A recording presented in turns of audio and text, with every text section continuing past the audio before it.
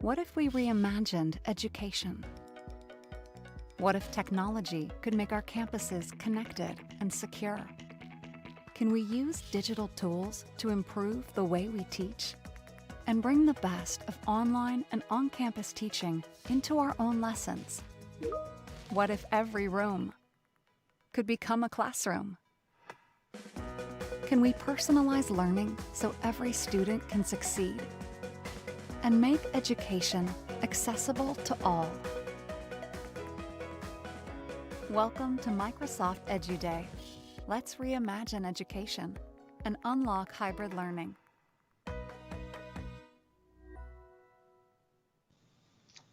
Hello, a very good morning or afternoon, everyone, wherever you are joining us today. We hope everyone's doing well. I'm Adrian Rivera, and I'm joining you live here from Singapore. On behalf of Microsoft, we welcome you and we thank you for joining us at the APAC EduDay Virtual Summit for K-12 Education. Now, before we go into the event proper, I just have a few reminders for all of us. Please bear with me. This is really just to ensure that we all have a great experience this morning. Please note that this program will be recorded. If you choose to participate, some of your contact details may be viewable by the other participants. Also, I hope you're all still hearing me loud and clear. If not, please check your device settings to adjust the audio. But if you continue to face any technical problems, please feel free to use the chat box so that our team can help you with some tech support. We also encourage you to click on the CC captioning button at the bottom right-hand corner of your Teams live screen, and this will enable the English caption by default. Now, there are other languages that are available as well, so please feel free to switch to these using the gear button also on the bottom right-hand corner of your screen and click on captions or subtitles. Lastly, if you have any questions or any thoughts or any feedback that you want to share with us, please use the chat box. Our speakers and subject matter experts will be monitoring this all throughout the program, and we'll respond to you as soon as we can. And with that, we are ready to begin. Please stay with us. After the short video, we'll be hearing from Rani Birchmore, our K-12 Industry Director, Sales Program and Strategy for Microsoft APAC, for a short welcome message.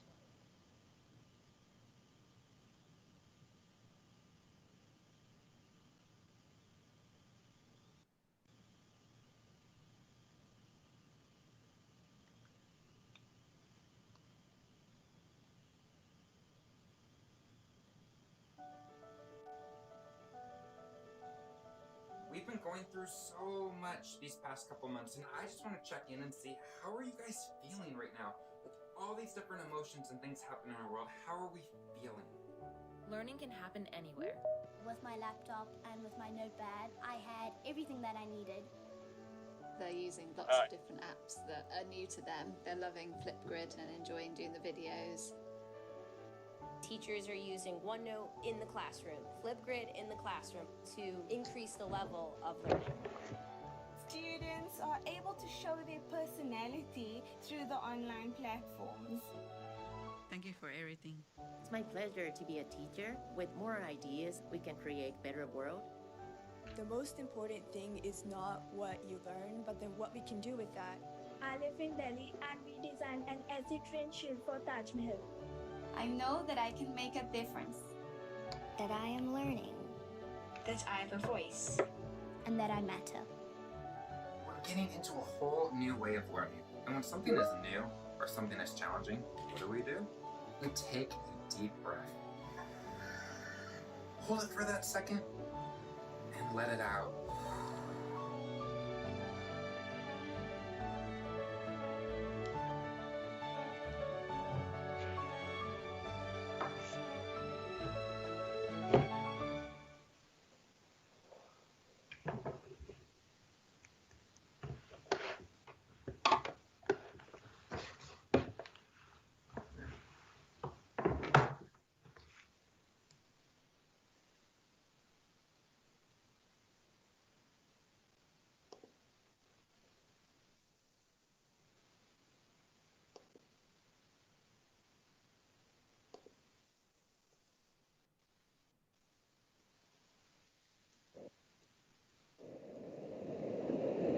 Welcome everyone who are dialing in from around the region and the world.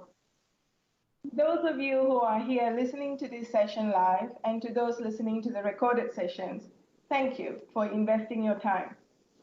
As the pandemic continues to force us to shift from classroom and online to hybrid learning, there is uncertainty as to what our teaching and learning methods and classrooms will evolve to.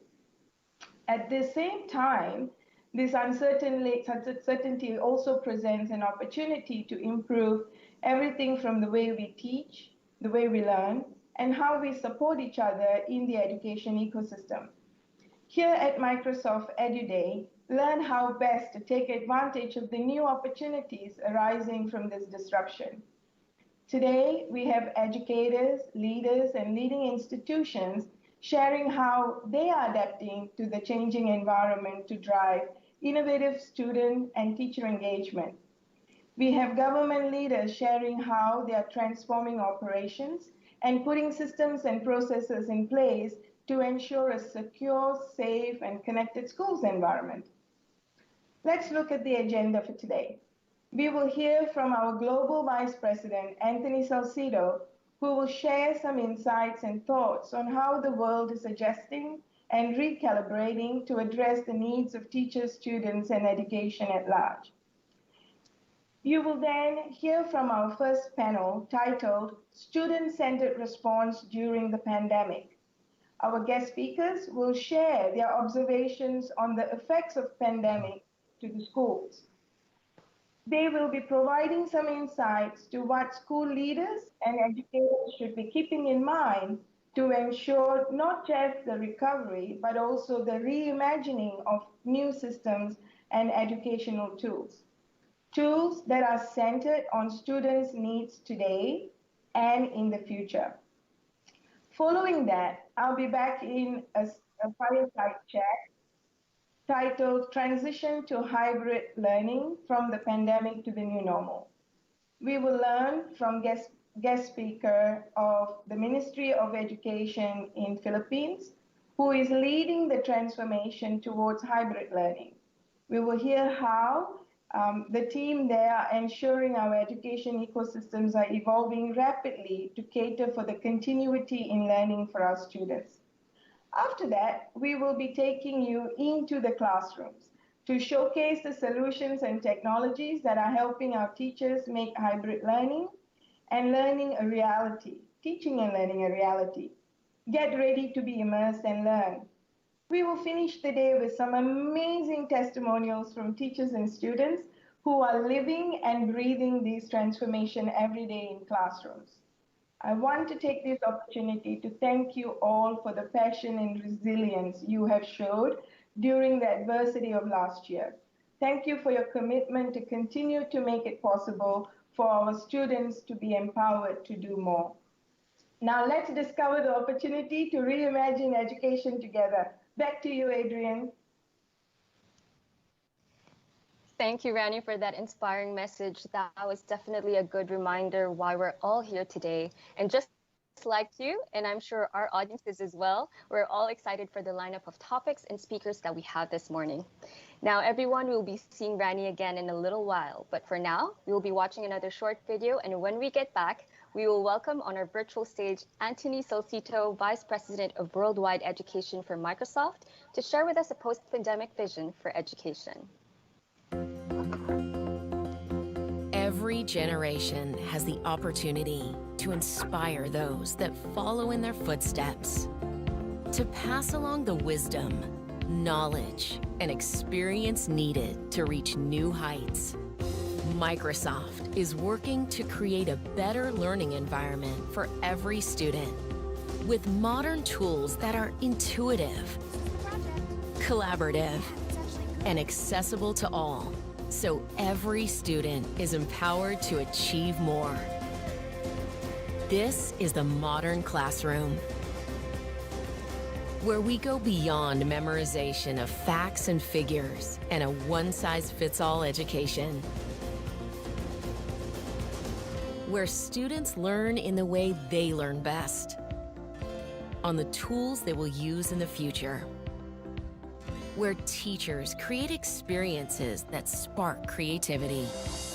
And everyone can collaborate anytime, anywhere. Microsoft Education, empowering the students of today to create the world of tomorrow.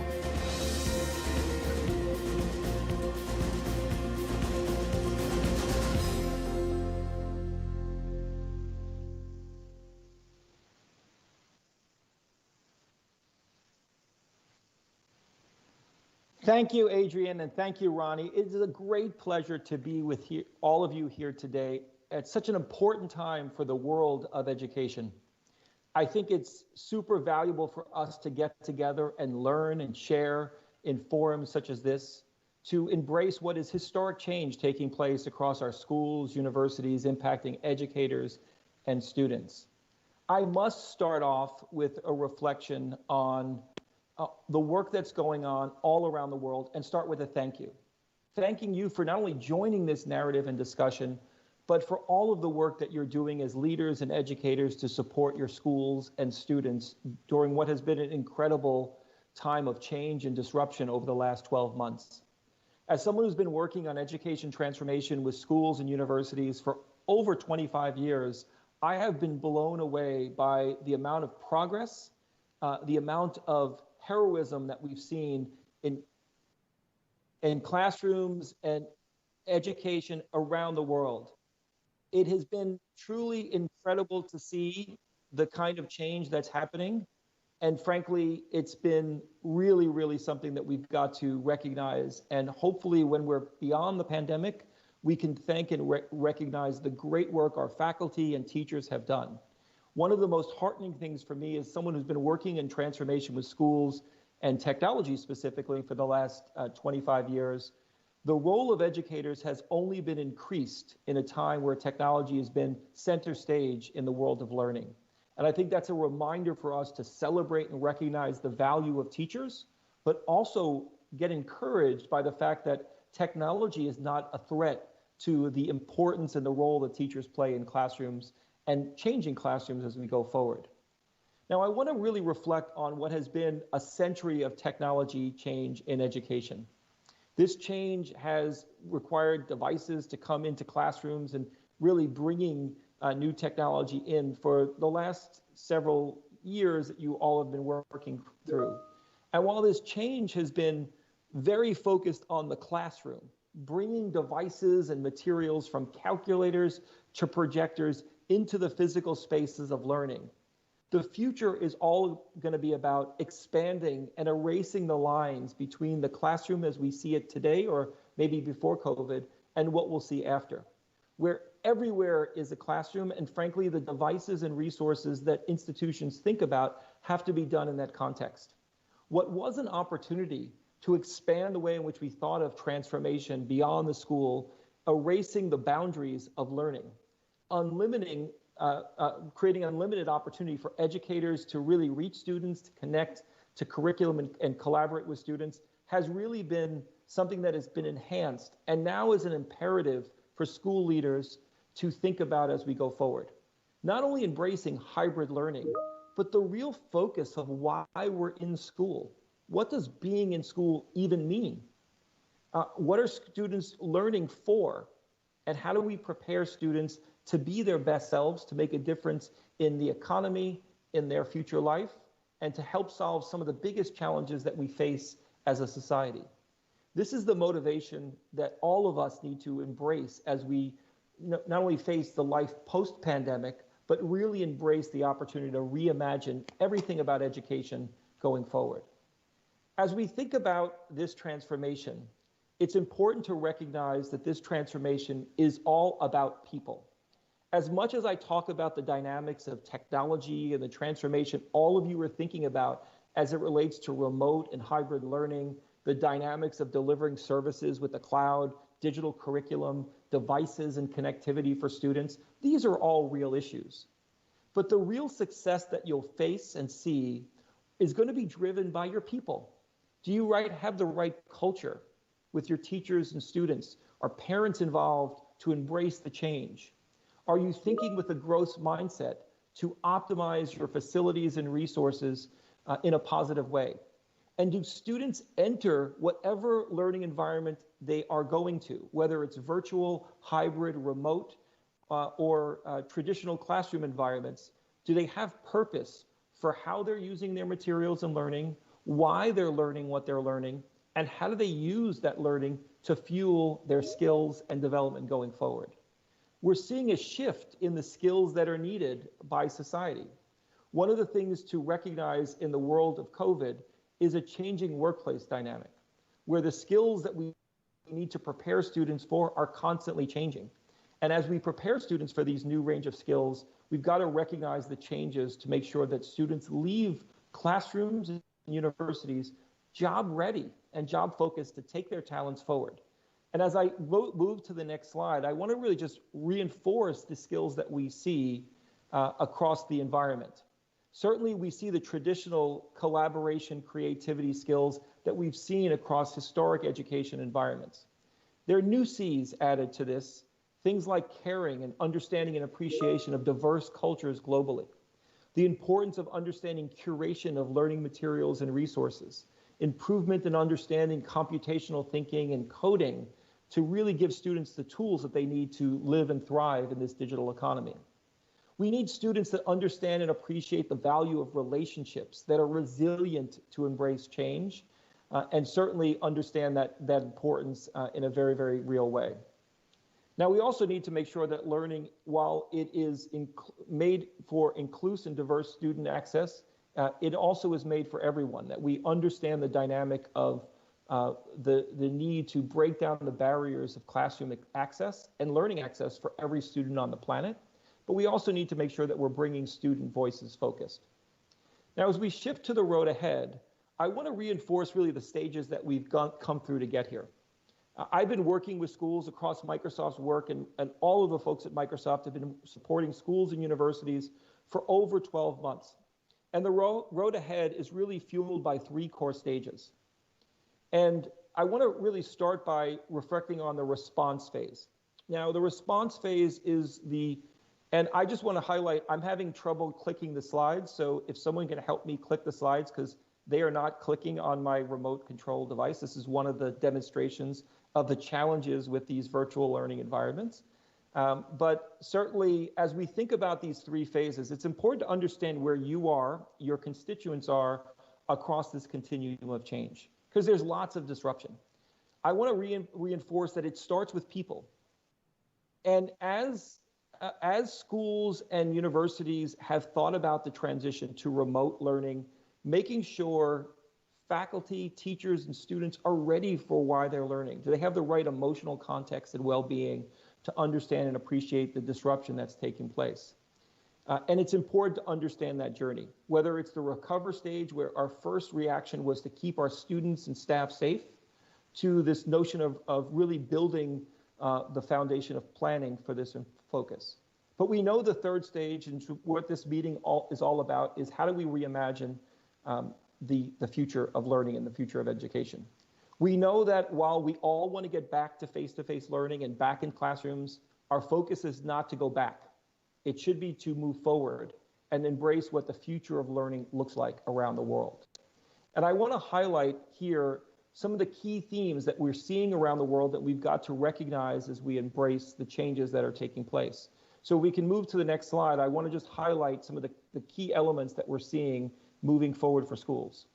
We certainly see a shift from the traditional ways of learning. Now, this is important to recognize that this is not a technology issue. This is the ways in which we think of the value of schools, from standardized, classroom-based learning to far better focus on individual students to bring their immersive connection to what they're learning, to bring student engagement center stage for every educator and classroom. From moving from passive learning to a world where students are actively building the skills that they need to succeed in the modern economy.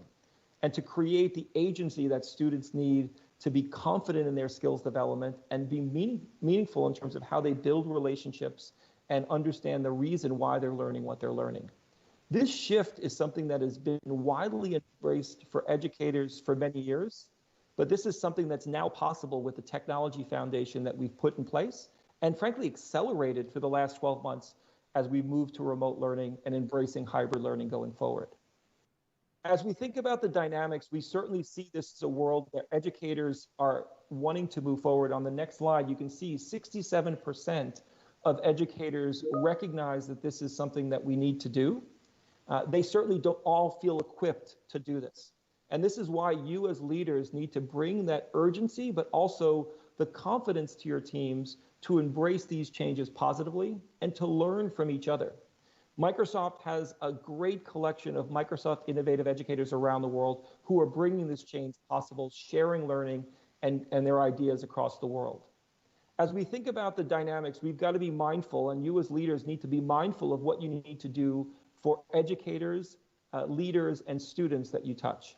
As we think about the dynamics of educators, we certainly see teachers and faculty that we work with around the world seeing a need to understand how their students are doing.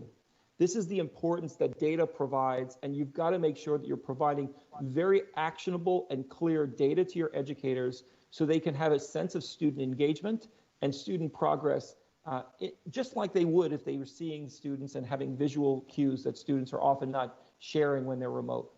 We've got to make sure that we help every student and educator stay connected and feel like they're part of a community, whether they're in traditional classrooms or embracing virtual and blended learning environments. And then we need to ensure that educators understand and appreciate the role of synchronous learning environments, whether live or virtual, and asynchronous learning environments, whether it's content collaboration, et cetera. As we think about school leaders, the dynamics are also something we need to draw. And every school leader needs to understand the value of inclusion and accessibility, bring the learning platforms that they're embracing together more consistently, and then understand the new ways of embracing and shifting curriculum to refine and align to the new world of work. And this is a critical piece that school leaders need to embrace, not having tension between the virtual learning environments that we're all living through in COVID times and the physical environment. We need to optimize both. As someone who's been working with schools who've returned to school in some parts of the world, the first thing that happens in schools is they start to rethink what we're learning about and how we use the digital tools differently in physical classrooms. When you first have students coming back to school, the first thing that they'll question is, why couldn't they learn everything that they learned that day virtually? And we've got to be much more meaningful and purposeful on how we use our time together as humans. How do we use the resources in classrooms? And then how do we leverage the virtual reality that we do differently? It's not about remote versus classroom. It's about blending things together much more consciously and being meaningful about the decisions that we make on each side. And lastly, I just want to end with really a reflection on students. We recognize that we're facing a fundamentally different global economy. We need to have students leave school with purpose, bring the confidence that students recognize that they can achieve anything that they set their mind to, and they see their time in schools, in virtual learning environments, with their peers, with teachers, building their skill set to prepare them to unleash their skills on the world. We need that as a society. We need students inspired by the work of scientists solving and helping create vaccinations to help with this pandemic, to embrace their skills to help address the next challenge that we face on the planet. This is the role that education plays to every society. It's never been more critical and meaningful. The good news is, with the technology changes that we see, with the rise of cloud, the availability of artificial intelligence, the emergence of blockchain and quantum computing, we have the technology foundations that we have to succeed in the future. Students now are learning the same way corporations like Microsoft and others around the world are working. We're giving our students tremendous access to the skills and the learning styles that they will need as they go forward, not only in their learning life, but as they prepare for skills that they'll need in the workplace. We're in a historic time of change, and we've never been in a greater opportunity to accelerate and purposefully understand the way technology can play a role. No longer are we acquiring technology for schools and classrooms. Instead, we're thinking about technology as an enabler to help students and educators really live beyond the school and classroom, to focus on every individual student's learning style, How do we use technology to serve the needs of educators and learners in different ways? We've learned a lot in COVID. We need to continue to accelerate our sharing and learning, and I'm excited about the opportunity to share that learning in the next panel.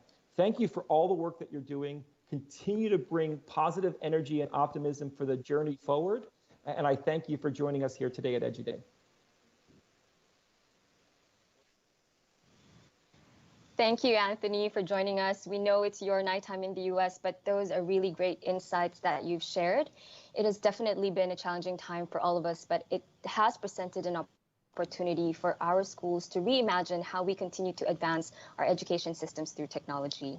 You also mentioned that transformation is about people. I think that's a good segue for the upcoming panel session, because we will be tackling the importance of student-centered response, especially during these unprecedented times.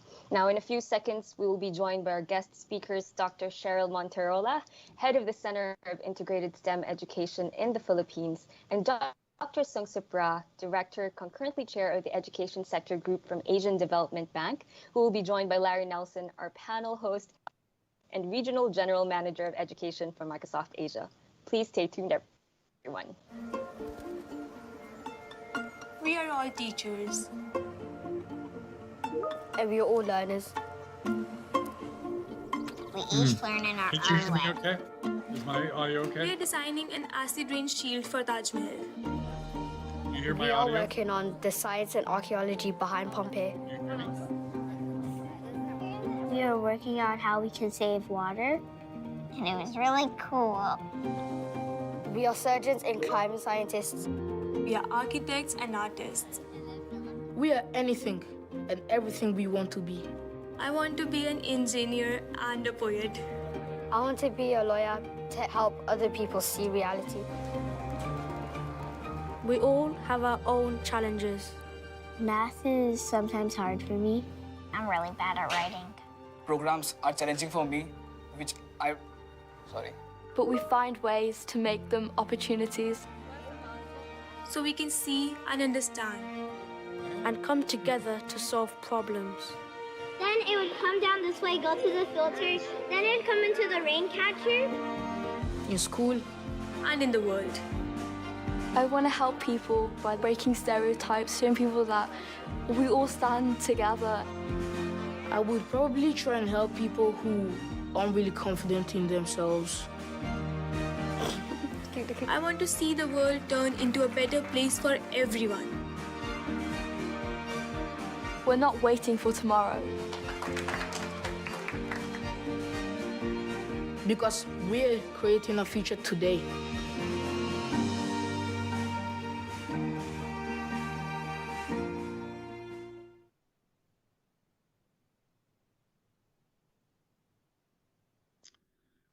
Good morning or good afternoon, depending on where you may be. I'm Larry Nelson, really very excited to be. Are you there? Good. Sorry. Very good to hear. Very good to hear you. Thank you very much for being with us today. Really excited to be a part of this panel. A lot to talk about. Let me just start by saying a few words, if I may. Larry Nelson, Regional General Manager for Asia Business, as Adrian said earlier. Certainly, I think this is something we all recognize that due to the pandemic, a lot of K-12 schools around the globe have shifted to remote learning. And this is a time as well for, it's been the case for Asia Pacific region too. After 1 year since it started, a few schools have gone back to classrooms and most have kept to hybrid setups. But there's still a need to remain flexible as we continue to respond to the unpredictable changed conditions that we're in. Across K-12 institutions, leaders and educators are navigating technologies and new ways of teaching during these uncertain times when students' social emotional needs are as critical as academic improvement, a lot of which Anthony just reflected on. However, student-centered learning involves not just adoption of new tools, but also the reimagination of systems and leveraging technology to better engage students, give them more inputs to their own learning, and foster collaborative spaces. In this panel, I'm really excited to be accompanied by the folks that Adrian just Sungsup and Cheryl that Adrian just introduced to have this conversation. Our guest speakers will delve deeper into this topic, sharing with us their perspective on the effects that they've seen during the last 12 months to K-12 schools, and what school leaders and educators should be keeping in mind, perhaps, to ensure recovery and reimagining of new systems and educational tools around centered student needs today and in the future. So with that, thank you both for joining. Really very excited to have you with us today. If I might, I'll throw a question out, and Cheryl, maybe I'll ask you to respond first. But if I might, introduce yourself and your organization, give us a brief kind of top liner on that. But then what is top of mind to you and when it comes to student-centered learning, and why has it become more of an important discussion during these unprecedented times? Good morning, Larry. I'm happy to be here, and I'm happy to be able to share some thoughts about what we have been doing. I'm the Executive Director of the Center for Integrated STEM Education, and I'm also a Professor of Science Education in the University of the Philippines, Diliman. Some of the things that we have been doing for students are basically learner empowerment, being able to deliver some of activities, modules, and lab in a box for students. Regarding the thought about student-centered learning, I think even the pandemic did not change the main purpose of student-centered learning, and that is to develop, the 21st century competencies like creativity, inventive thinking, critical thinking, communication, and collaboration, and also other social-emotional learning skills like empathy, compassion, resilience, adaptability, and all of those. And now more than ever, it's very important because those very skills that student-centered learning is supposed to develop are actually put to use right away, put to use immediately, and being applied in real life. And so it's important to carry on despite the changes in the way we do things, in the way we teach. It's very important to still carry on with student-centered learning. Thank you, Larry. Thank you. That's really insightful. Dr. Samsak, I'd be very eager if you could introduce yourself. And from your perspective, what is top of mind? And I know your investments and your work you're doing, extends across Asia. I think there's a lot you can add as well, particularly as it relates to some of the challenges of access.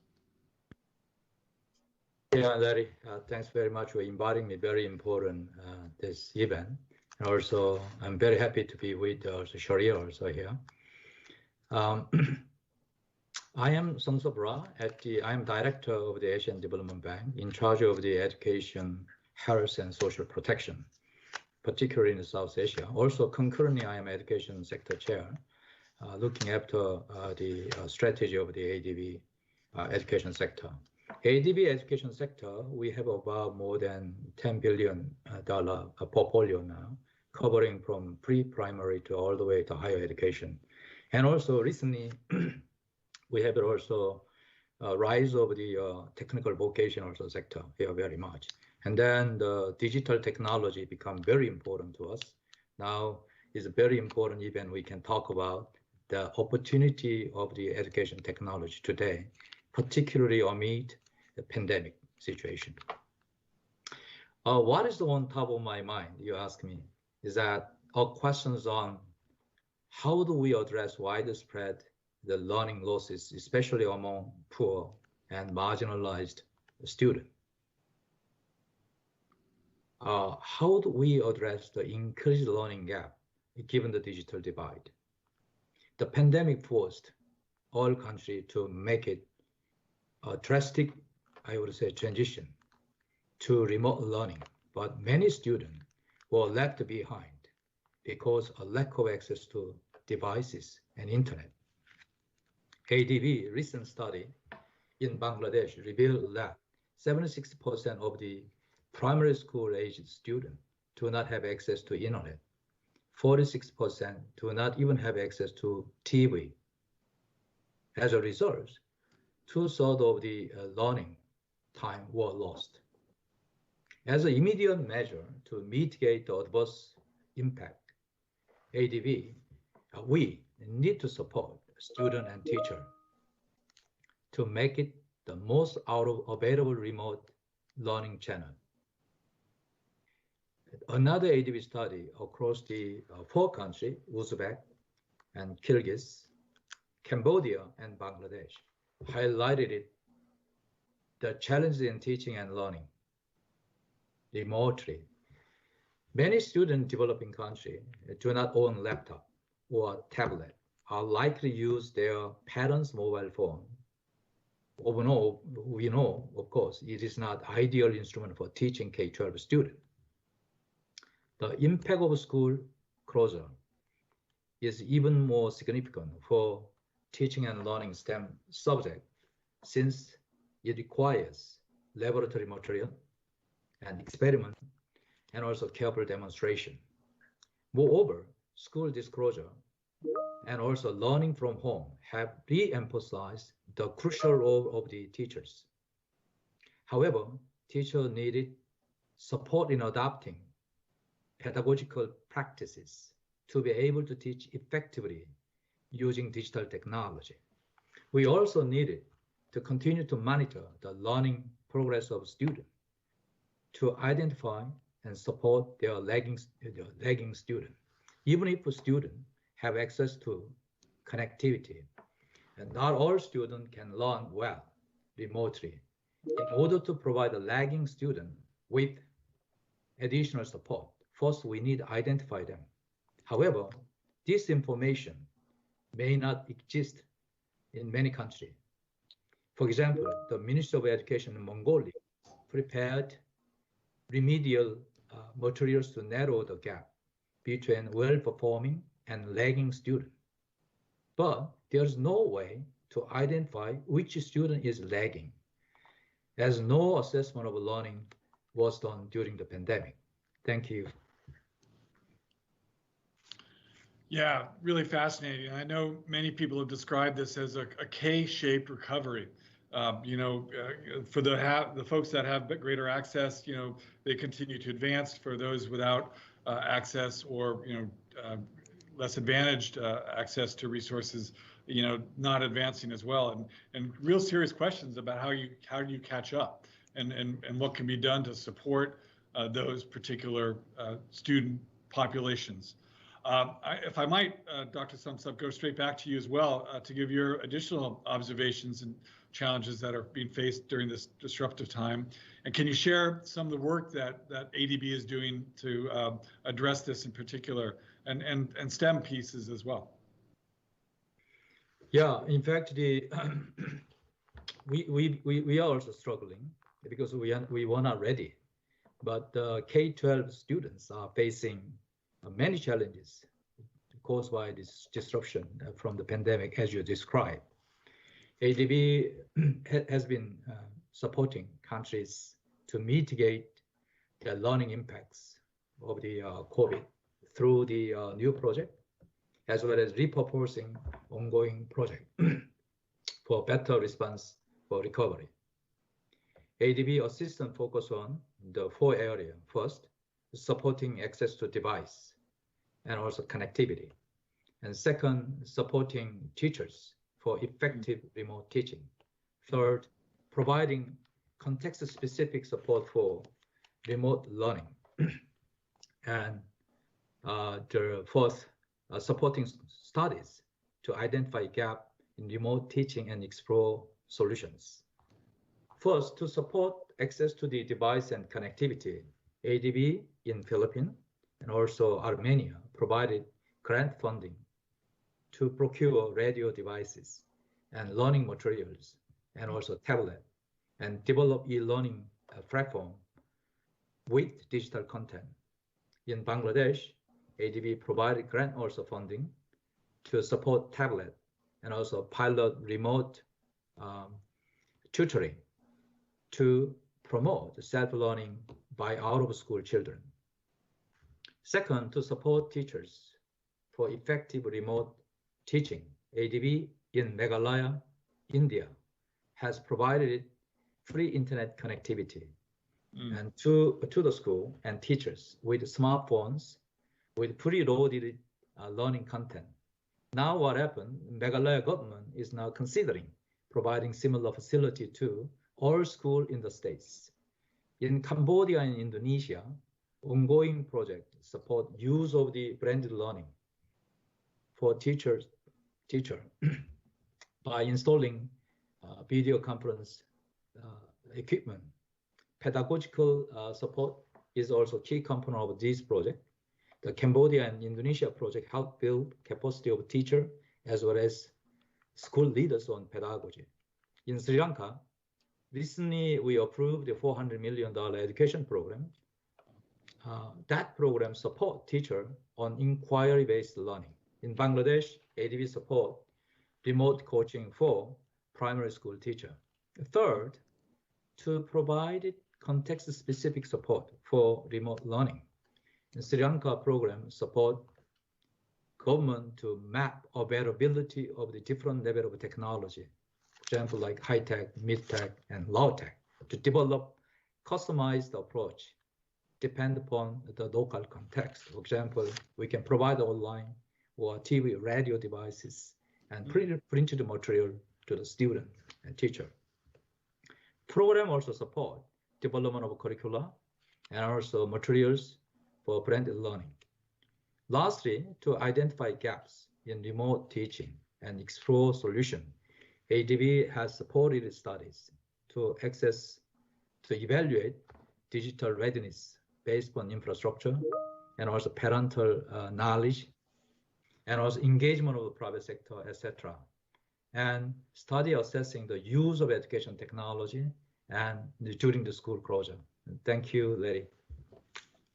Wow, fantastic. I mean, the breadth and the range of support and investments that you're driving there are really fantastic. And thank you for that. I applaud the work and look forward to continue to track the impact and the progress. Dr. Sharil, I know you've also been equally creative in the approaches you've taken as well across the Philippines in the STEM work that you drive. Could you give us some deep insight around what you're doing? I know a lot of folks here on the call are going to learn from that. Yes, Larry, thank you. And I'm really amazed by the sharing of Dr. Sungsub about that. I'll talk about the different things or initiatives that we have done here in the Philippines at the height of the pandemic when we started last year. We have been very busy. We transitioned our education, our training for teachers into fully online trainings.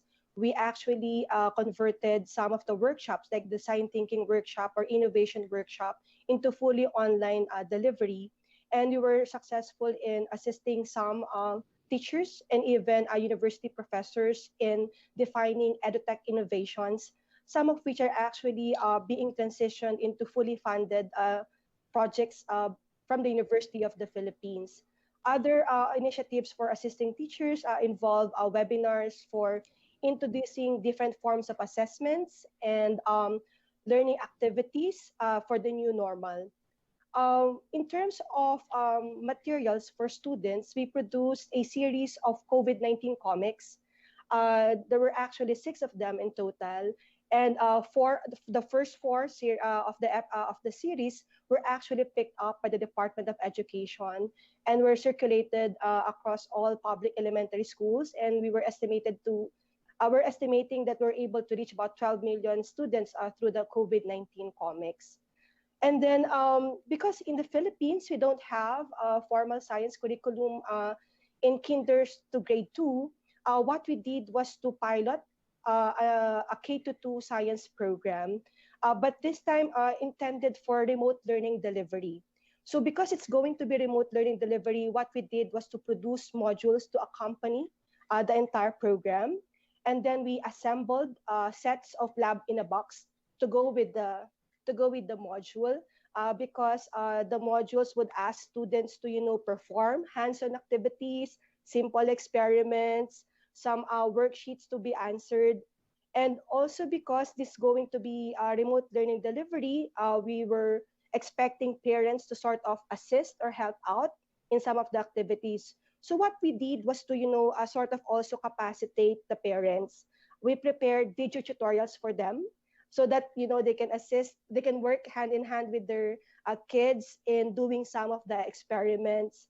And then for the more difficult experiments, we had our facilitators also produce video tutorials, sort of walkthroughs for the parents and the kids to do the experiments. We received very good feedback from those activities, and we're thinking of, scaling up the program later on in consideration of, having no formal science curriculum in kinder to grade 2 here in the Philippines.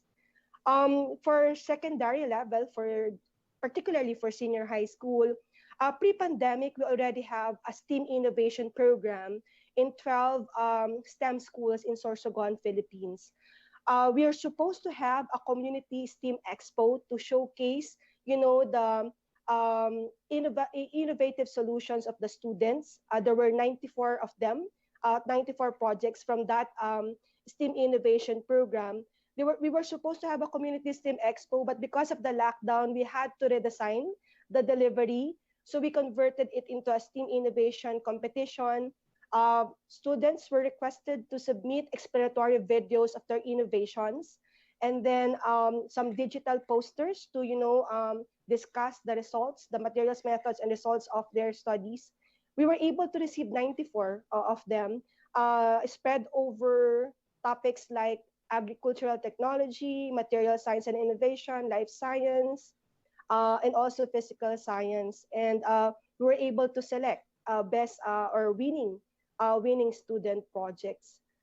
And then we also, earlier I heard Anthony talking about curating materials. We were able to do that. We sort of curated materials ready for remote learning delivery for teachers. We were able to sort of connect our partners and look at the resources that they have and curate them ready for our teachers. And lastly, just to talk about some of our initiatives, we have 2 radio programs. One is through DZMM. It's called Wonder Teacher. It runs every Saturday. And it's a combination of STEM education, social-emotional learning, mental wellness, and values formation. The other radio program has a more local coverage covering the area of Mindanao. So thank you, Larry. No, that's awesome. Like I said, the creativity and the breadth of work you're doing too, just within Philippines is awesome. Thank you for sharing that. Dr. Sungstop, I'd be very curious. Dr. Sharil mentioned the importance of parental engagement and support. And as we think back as to what we've experienced in the past year, I'm curious what you would share or highlight in the way of kind of key learnings or advice for school leaders in terms of leveraging the technology for hybrid learning. And in particular, if there's a comment around the parental piece. In fact, just very good questions. In fact, we weren't ready when the pandemic hit us. We don't know what to do. However, as Anthony at the opening remark mentioned, we have learned many things over the last 12 months. I mean, we can see challenges. We also see some opportunity. I don't have any recommendation, but I'd like to share some lesson, about 5 lessons to leverage technology for the hybrid learning or digital learning. The first, we learned the importance of more strategic collaboration across institution and sector. Look like very simple, but we have known it, but we didn't. The education sector alone, we know, cannot address the huge challenge of learning crisis arising from pandemic. We realize it now. This is really important. We now learned that we have to work with the other sector and also institution to address the learning crisis and also leapfrog education by leveraging technology for hybrid learning. Second, back to also Anthony's remark, he mentioned about it is about transformation of people. Mm-hmm. We need to create educational allies from parents to community organization to support children's learning like never before. We need to engage parents and family to understand what works to improve learning for their children. For example, in a remote learning setting, it is difficult to identify the most advantaged, what is the most relevant materials for children with different learning requirements.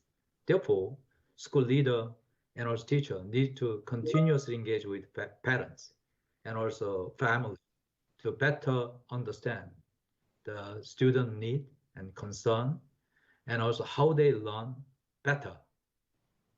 In India, an innovative mobile application called Top Parent is available for parents to understand their children's learning and development needed. It's very interesting. Third, to identify available resources and technology and use context-specific strategy to support interactive and inquiry-based learning through a right mix of the in-person and remote learning. Access to the digital device, teachers' capacity and financial resources vary widely across countries.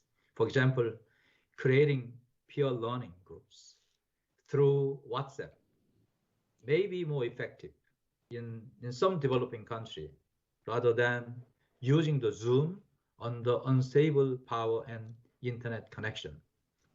Collaboration with the various development partners would add value, of course. In Afghanistan, Aga Khan Foundation has been organizing mobile phone-based group learning method with a teacher trained in mentoring a group of students and with subsidized data package provided to teacher and family.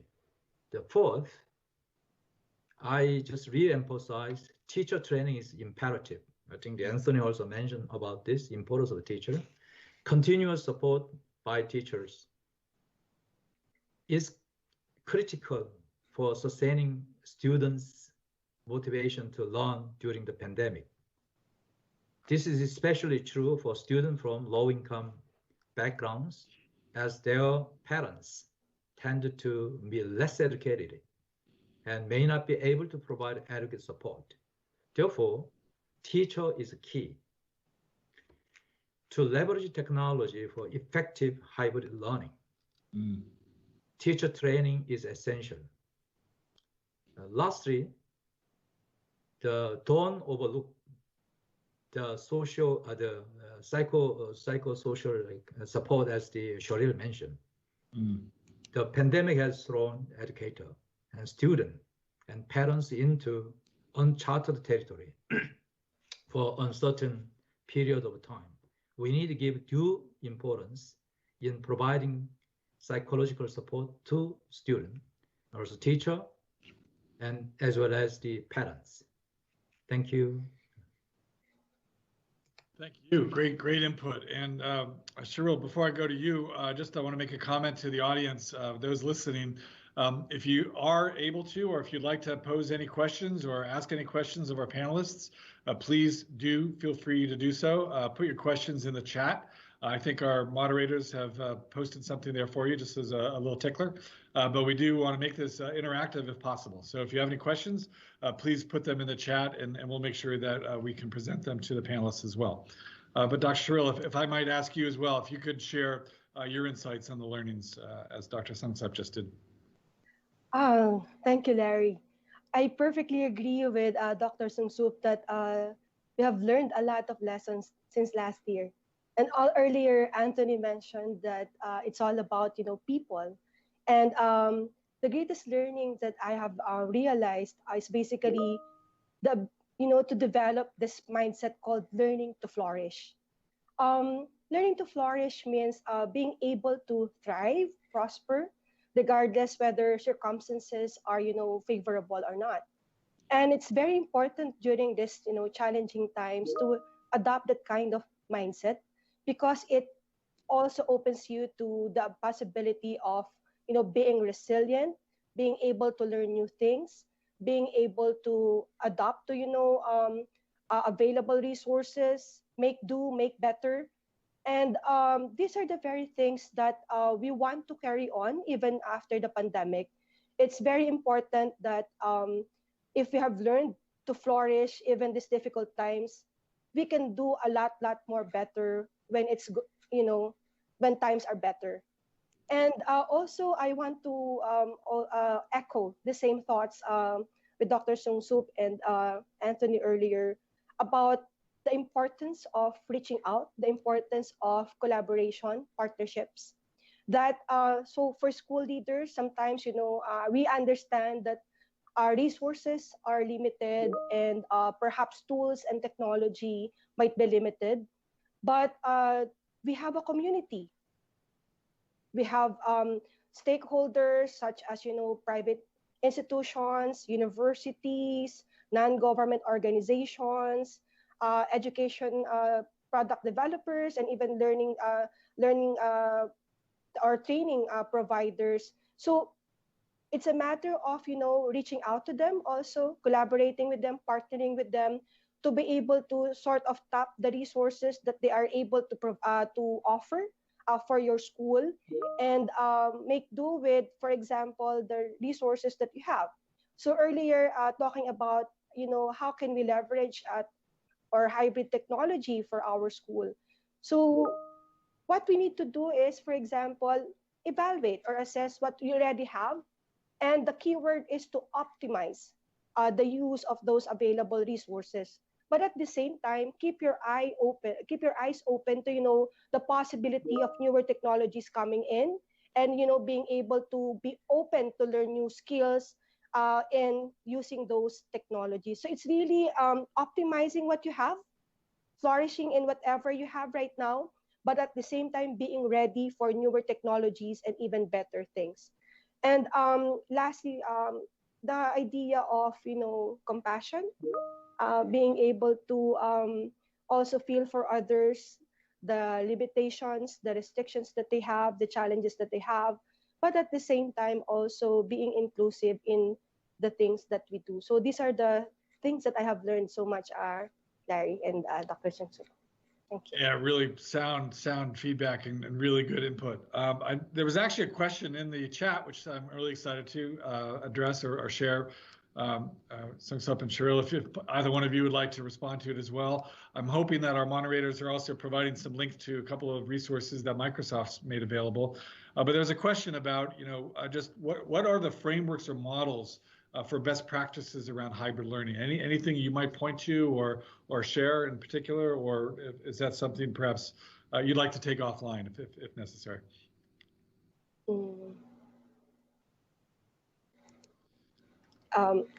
Yeah, maybe I'll suggest that's an offline conversation to think about. We did share a couple of links, I think, to some Microsoft resources, but Sungsup and Cheryl, if you have any thoughts on that, feel free to jump in as well. But maybe let me transition to this question while you think. What advice, or do you have any advice for K-12 schools in terms of where they should be focusing on as we move towards recovery? And a reimagination phase, setting our sights on the new normal. I just got my first jab yesterday, thank God. Hoping others are able to as well. But I'm very excited and interested to know, as we start to see some light and some hope, what are your thoughts around the new normal, and what advice would you provide? Sungsup, would you like to go first?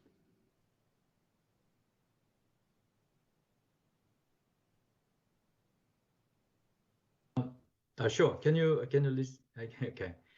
Yeah. In fact,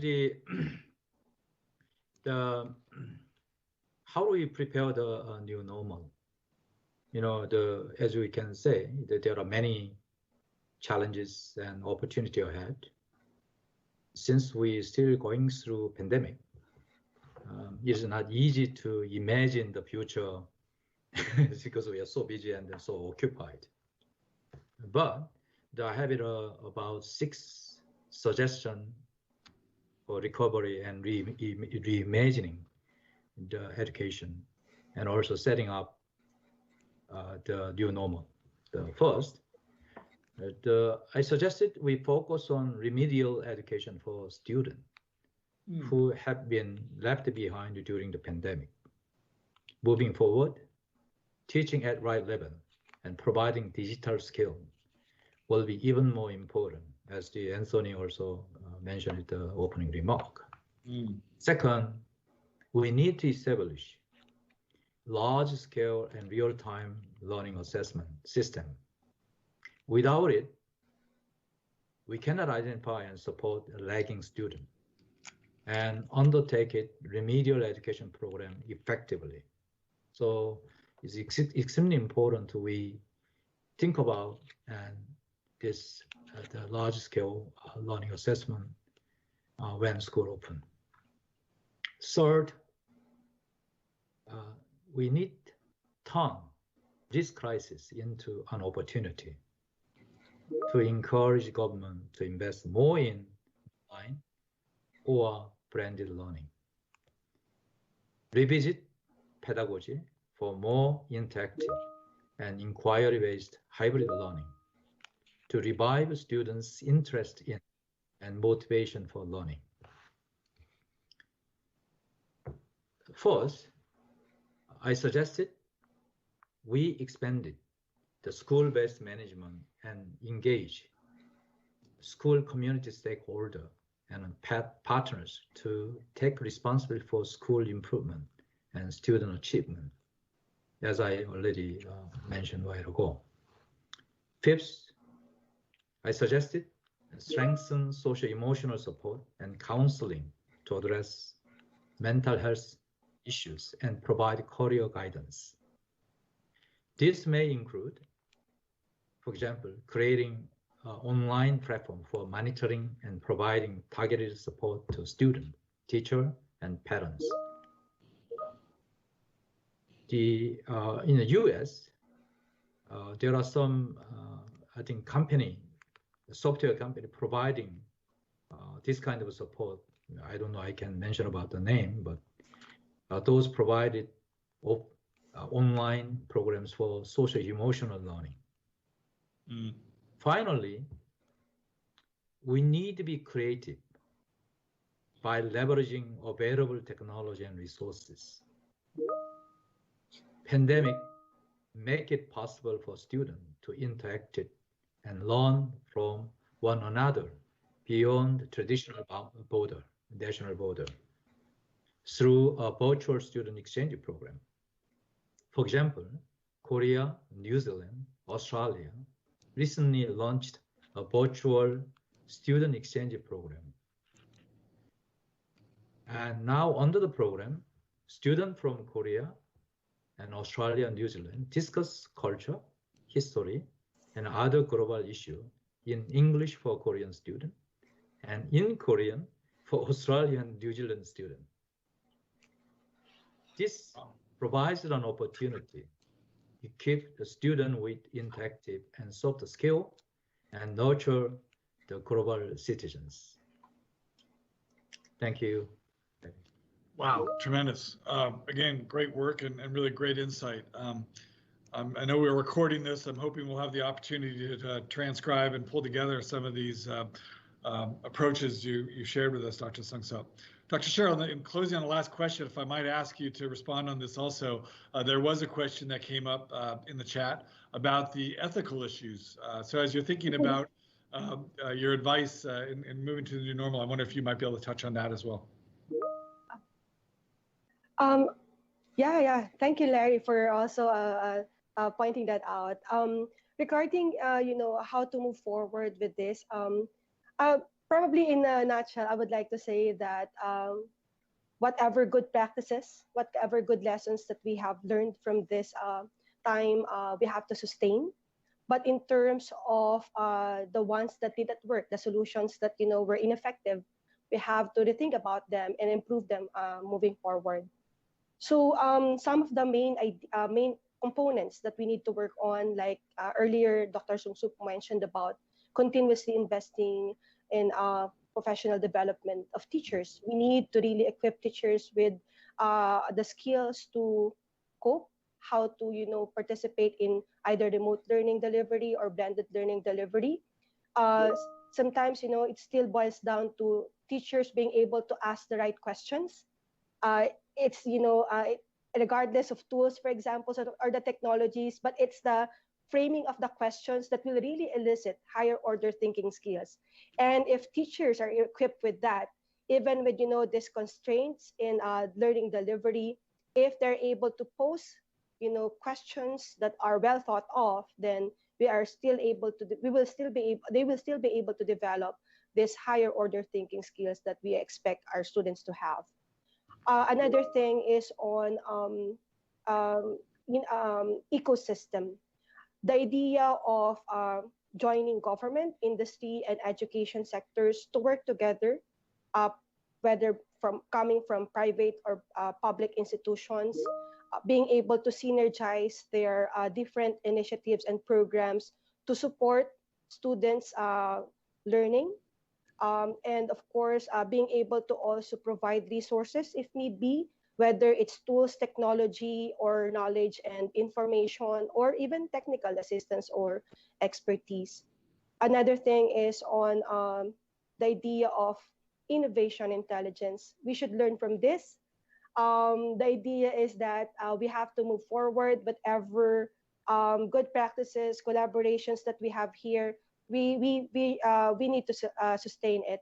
The upside to this pandemic is that the institutions abroad, for example, in the case of the Philippines, where it's sometimes difficult to travel because of expenses and costs attached to it, but because of this digital global village, we're able to learn from one another, and these learnings and this sharing should be sustained and continued even after the pandemic. Now, on the question of ethical issues, okay. First, on the side of teachers, ask the right questions and also give, appropriate activities, whether learning activities or assessments. On the side of students, being able to uphold, honesty and integrity in submitting outputs and so on, and even also for parents to observe this, support the development of integrity during this time. So it's a balance between, whether the right activities are given to the students so that they know they have the confidence to, respond to the questions being asked. And then later on be in agreement in terms of maintaining intellectual honesty and integrity even during these difficult times. Thank you, Larry. Well, thank you. Really, I think we're kind of close to time, so I might ask each of you, Cheryl and Sungsa, if you can give like a 30-second summary of the kind of the key findings that you'd like to share, and any words of encouragement for the audience. Yeah. Can I say a few words? Please. We are now going through a very difficult challenge. Teachers here and school leader, and also parents and students, we are now going through very, very difficult time now. I think I can see some of the audience come from Australia, New Zealand, and Korea. They are much better situation than students and parents and other stakeholders in developing country. But I can see now so many things being achieved by the educator and student and parents and other community in many countries. Like COMLET kind of spirit there, try to resolve the problem, overcome, come up with the innovative solution. But I want to say one thing. Now, while we are going through a very, very difficult challenge, and also emotionally very, very challenging for many parents and family, but we have a hope. Maybe as Anthony said at the beginning, technology maybe enable us to really, maybe innovate, leapfrog the education. At the same time, we have also hope. This challenge, we have to turn this challenge into opportunity. By engaging all the other leaders and other sector and also institution. Let's work together. Don't be so much frustrated. We have hope. Thank you. That's wonderful. Dr. Cheryl, if I might ask you to share your last word. I would like to say that I join everyone to learn how to flourish, embrace the challenges, and turn it around. As Dr. Sungsup said, let's turn it into an opportunity to do better, to make better. And flourishing, thriving, regardless of difficult circumstances. Thank you. Well, thank you both very much for sharing your passion and your insights and your experience. Looking forward to the conversation continuing. And to the audience, thank you for your attention as well. I understand a couple other questions that popped up. One was about certifications. I don't think we're giving a certification per se for this event, but do stay engaged. And thank you very, very much for all your attention, support, and for all that you do and the commitment you're making to our students' futures and success. So with that, I'll turn it back to the moderators and say thank you very much.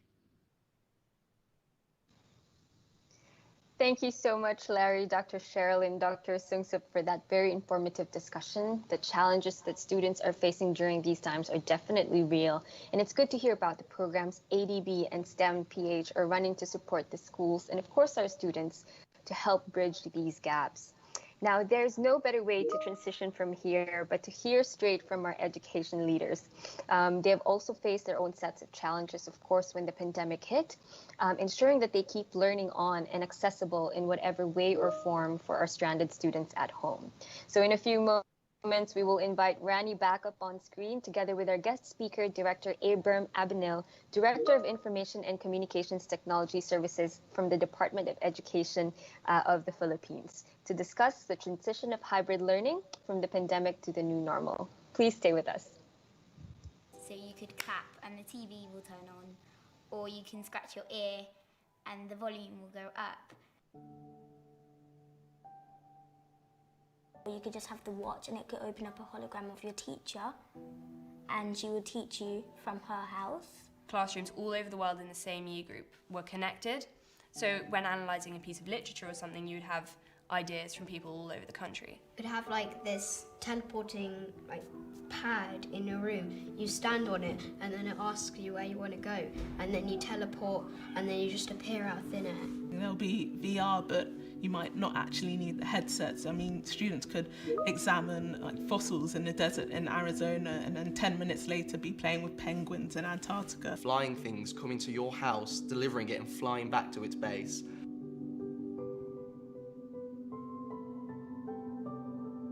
Instead of using a device, I think we might be wearing devices, things like mixed reality or augmented reality devices that we wear.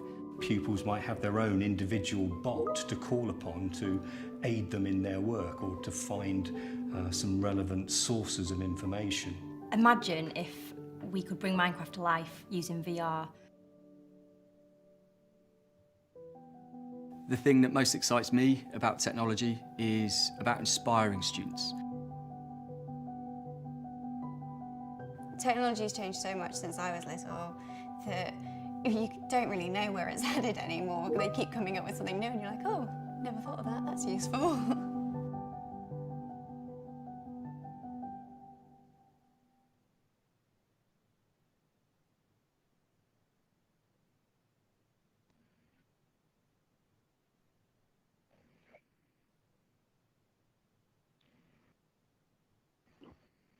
Everyone, for those of you who have just joined us, I am Rani Birchmore, and I have the privilege of leading the kindergarten to year 12 strategy, sales, and programs for Microsoft Asia Pacific. Just a reminder to all the attendees, you should use the chat in Teams to introduce yourselves and where you are from. Please pose any questions in the chat at any time for our speaker or myself. In this session, we are going to explore the transition to hybrid learning following the pandemic. First, a few of you have asked me, how do we define hybrid learning? For the purposes of today's discussion, it is the synchronous learning that teaches both in-person and online learners simultaneously. And for today's purpose, we are also going to say that it includes blended of a traditional classroom as well. As the world goes in and out of lockdowns and social distancing, controlled occupancy of closed environments, the new normal is evolving us to these hybrid blended environments. As governments are recalibrating education solutions across their countries, today we will explore some of these points. What does professional development for educators and leaders look like from a government standpoint? What does equity and access for students mean, and what is happening around the region? And with many and many more teachers and students going online, what does the data and AI strategy for the future look like?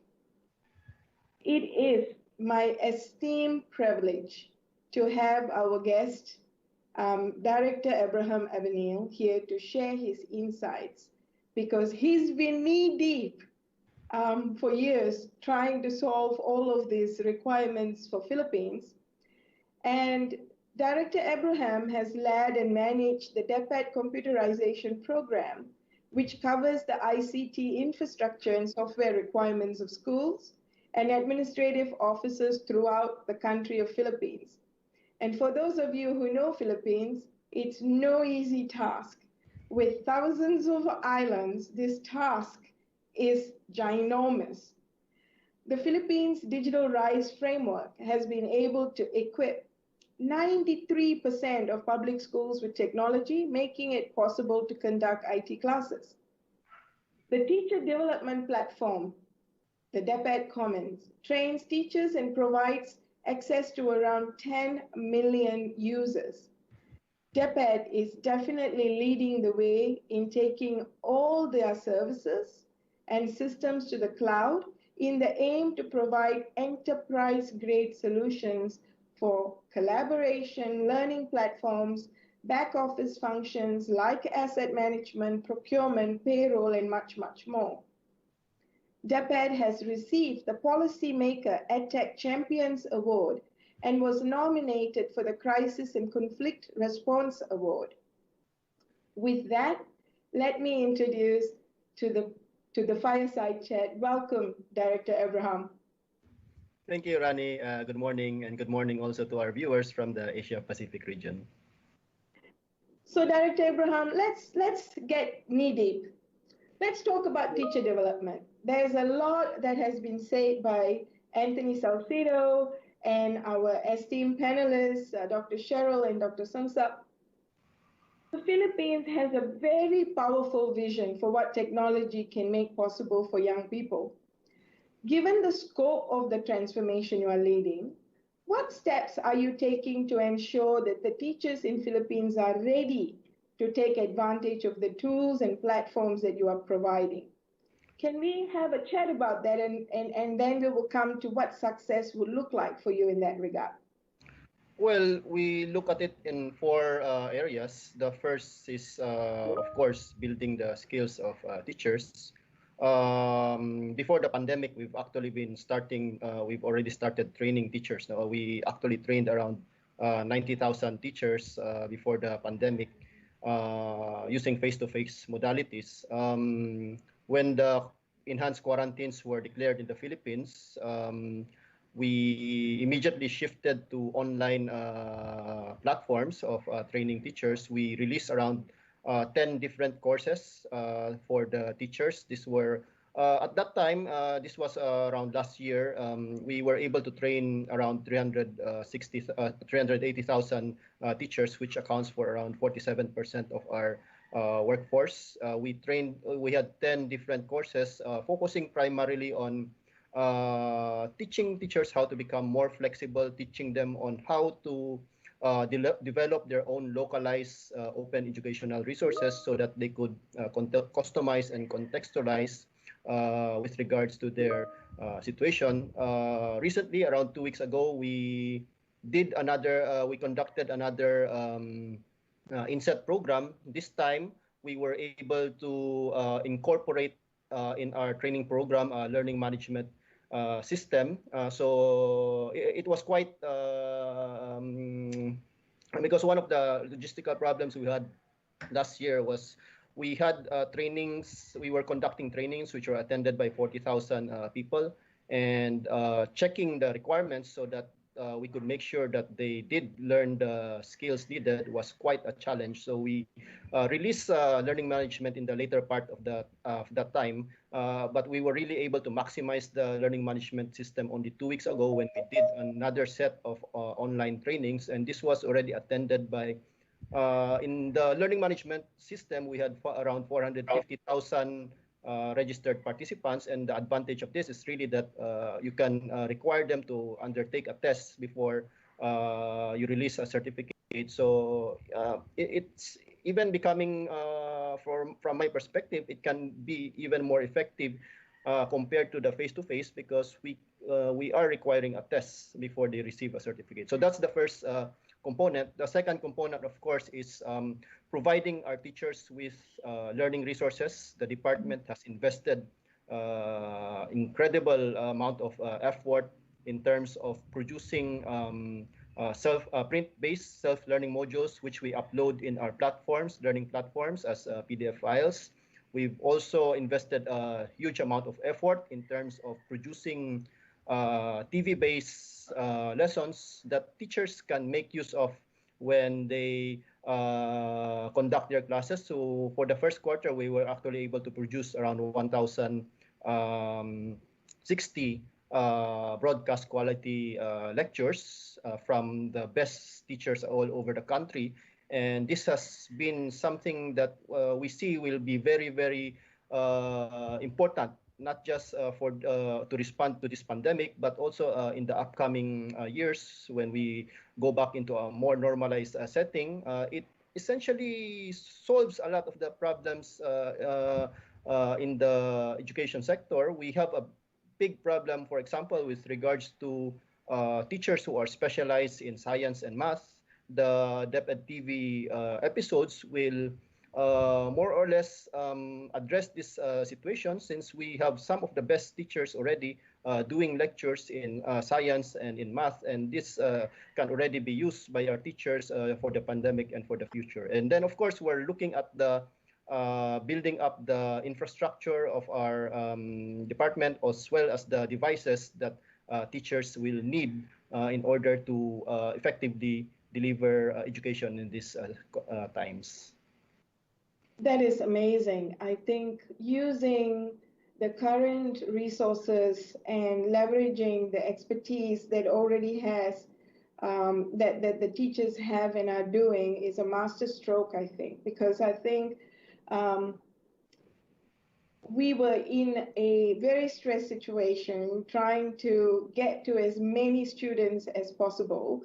And I think the DepEd TV and the partnerships that you build with the TV cable stations was a masterstroke to try and get education at the first instance to the homes of all the students, and using your teachers who are having such best practice is a masterstroke, because there's news over the last 12 months that talks about how countries are struggling to maintain their maths grades, or countries who are struggling to, justify outcome.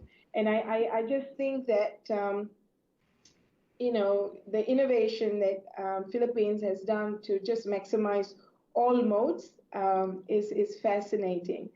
How do you feel, how do you measure the response? How does a government like Philippines and DepEd measure the success of a tool when it comes to the teacher provisions that you make and the contents you create? Is there a measurement of success that you use?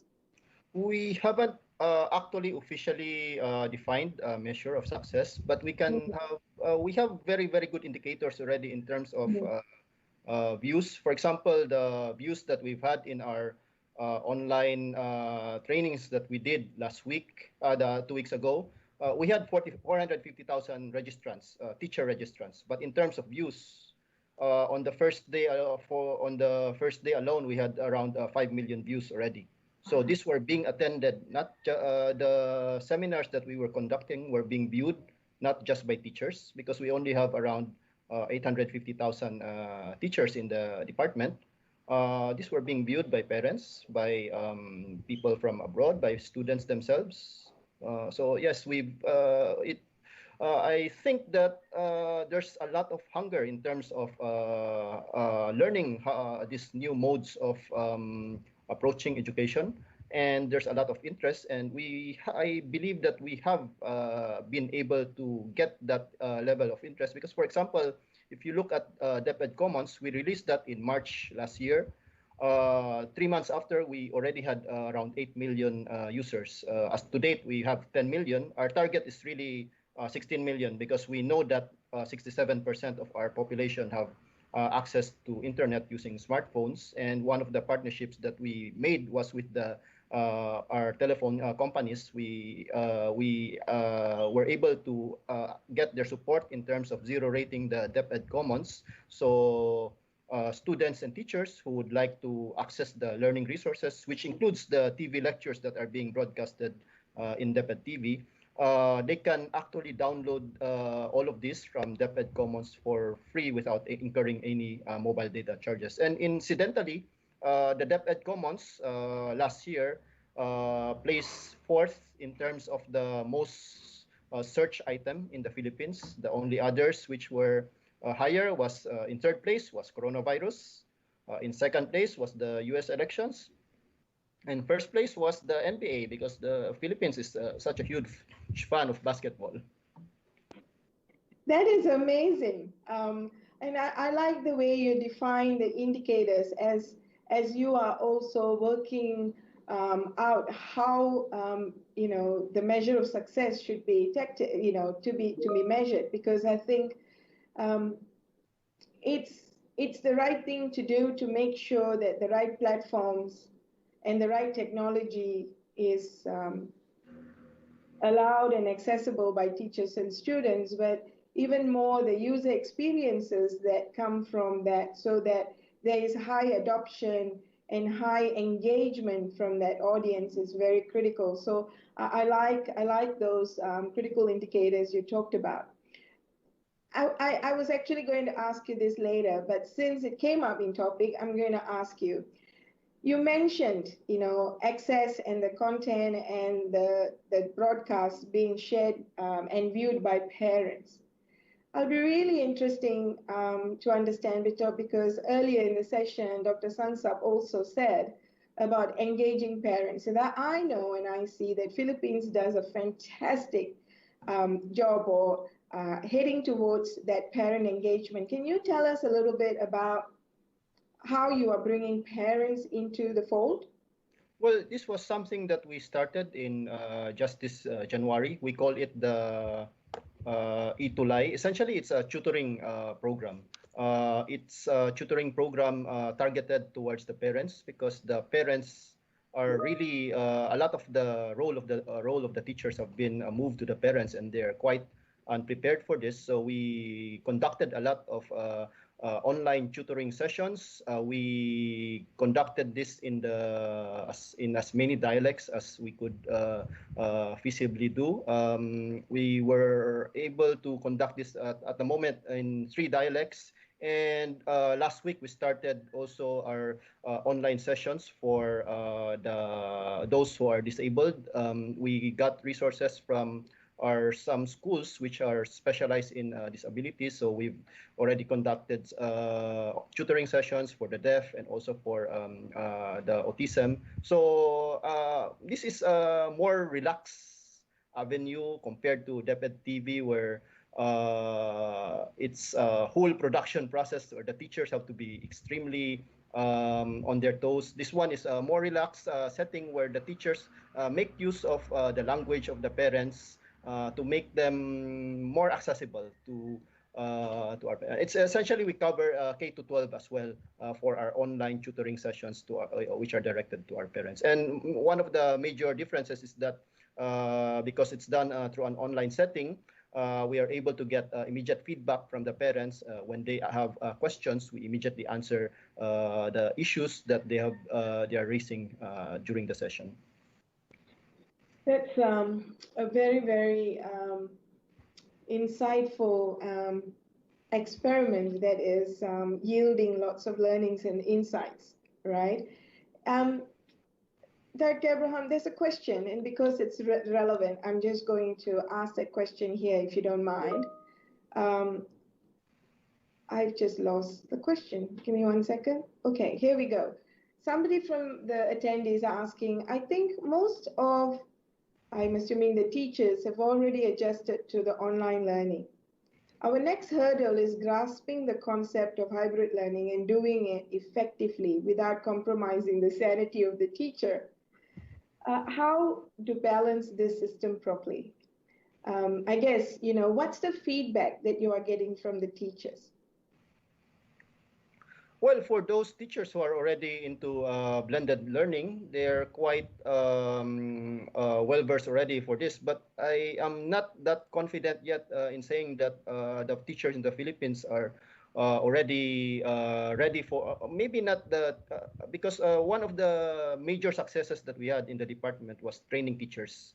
We've been able to reach a huge number of teachers compared to what we've done before in terms of face-to-face, and we've seen incredible interest. But when the actual school year happened, or school opening happened last October, what we found was a lot of our schools actually opted to adopt print-based modules compare instead of maximizing technologies.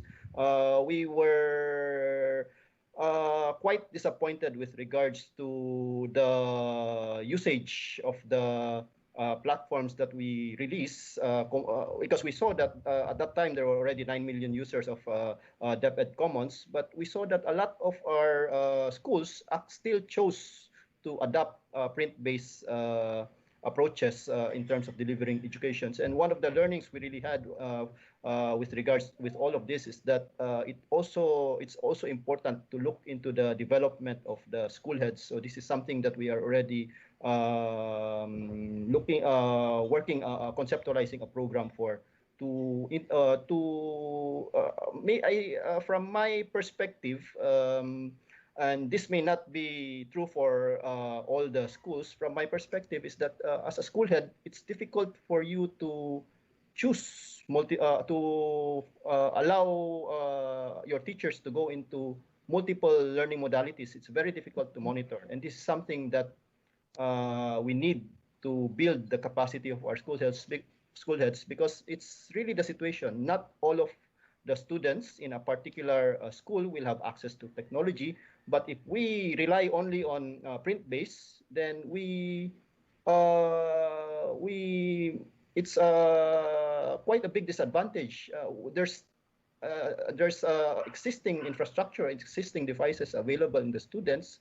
Why should we focus only on one form of modality? So it's getting school heads to understand how to adopt these multiple modalities in a particular school.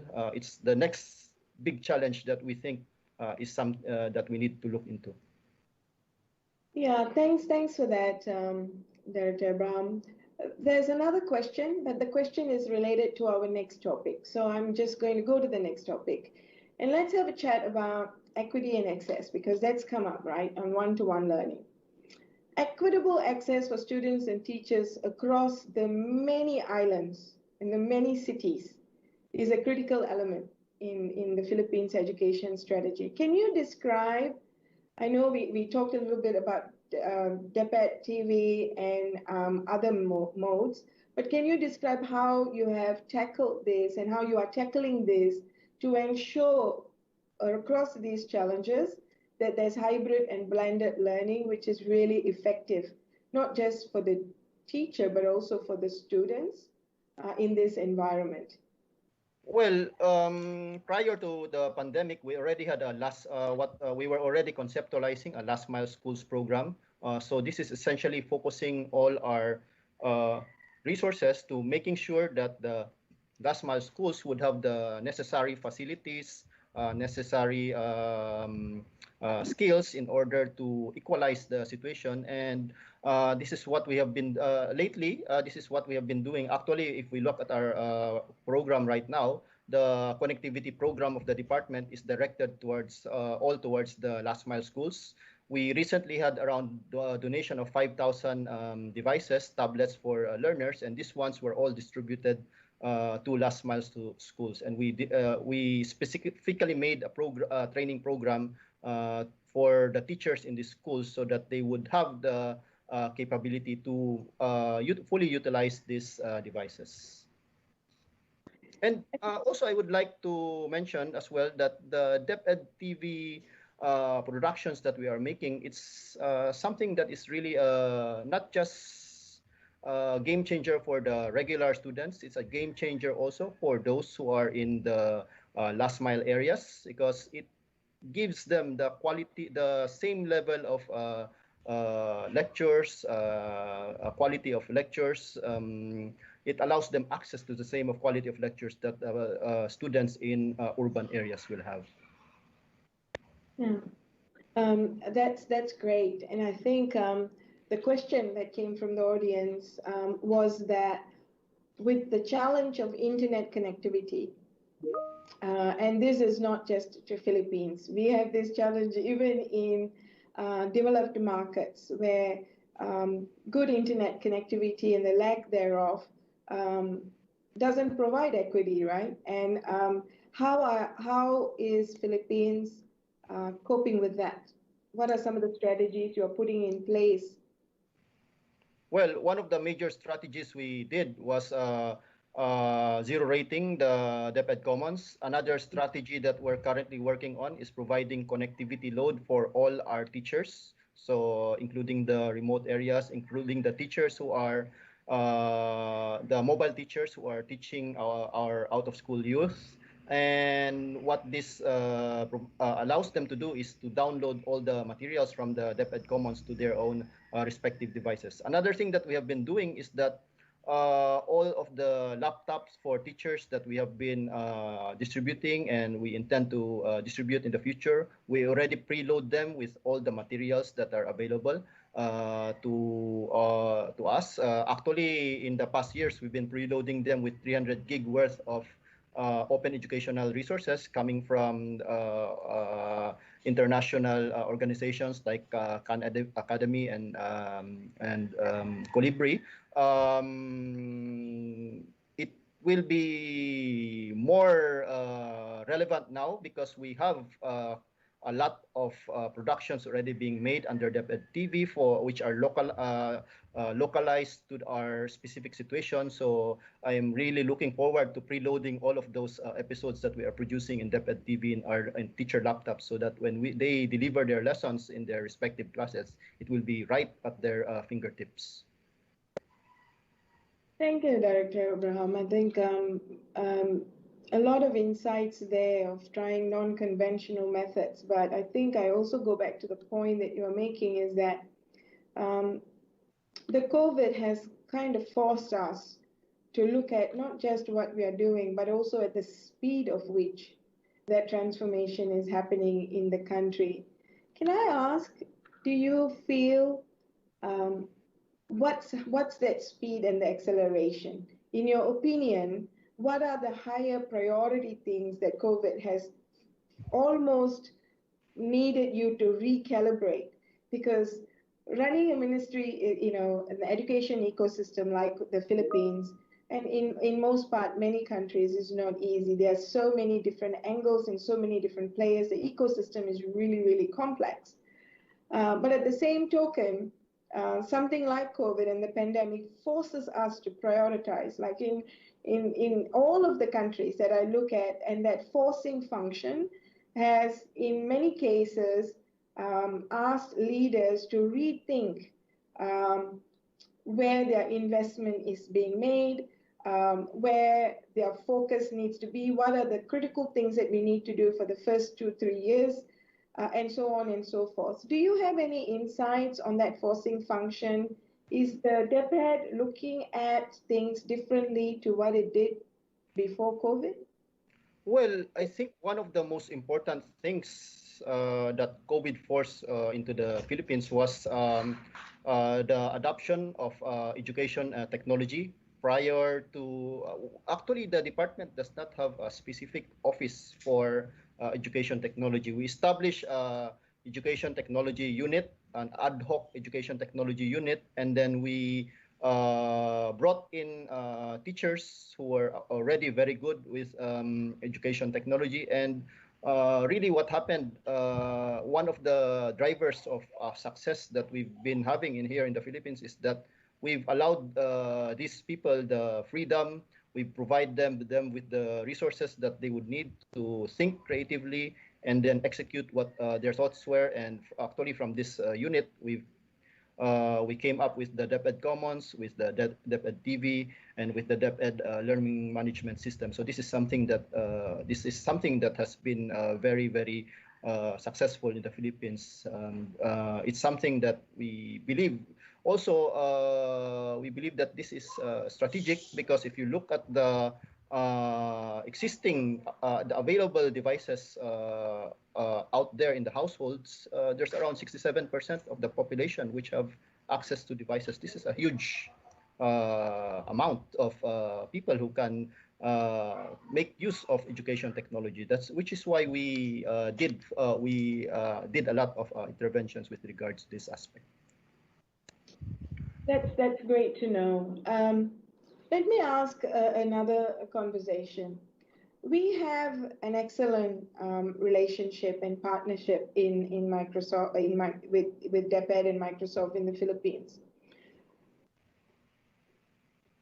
The DepEd has modernized your infrastructure and your apps environment, and you are obviously getting more and more and more data, and you're collecting contact points from your vast population, be it teachers, school leaders, students, parents.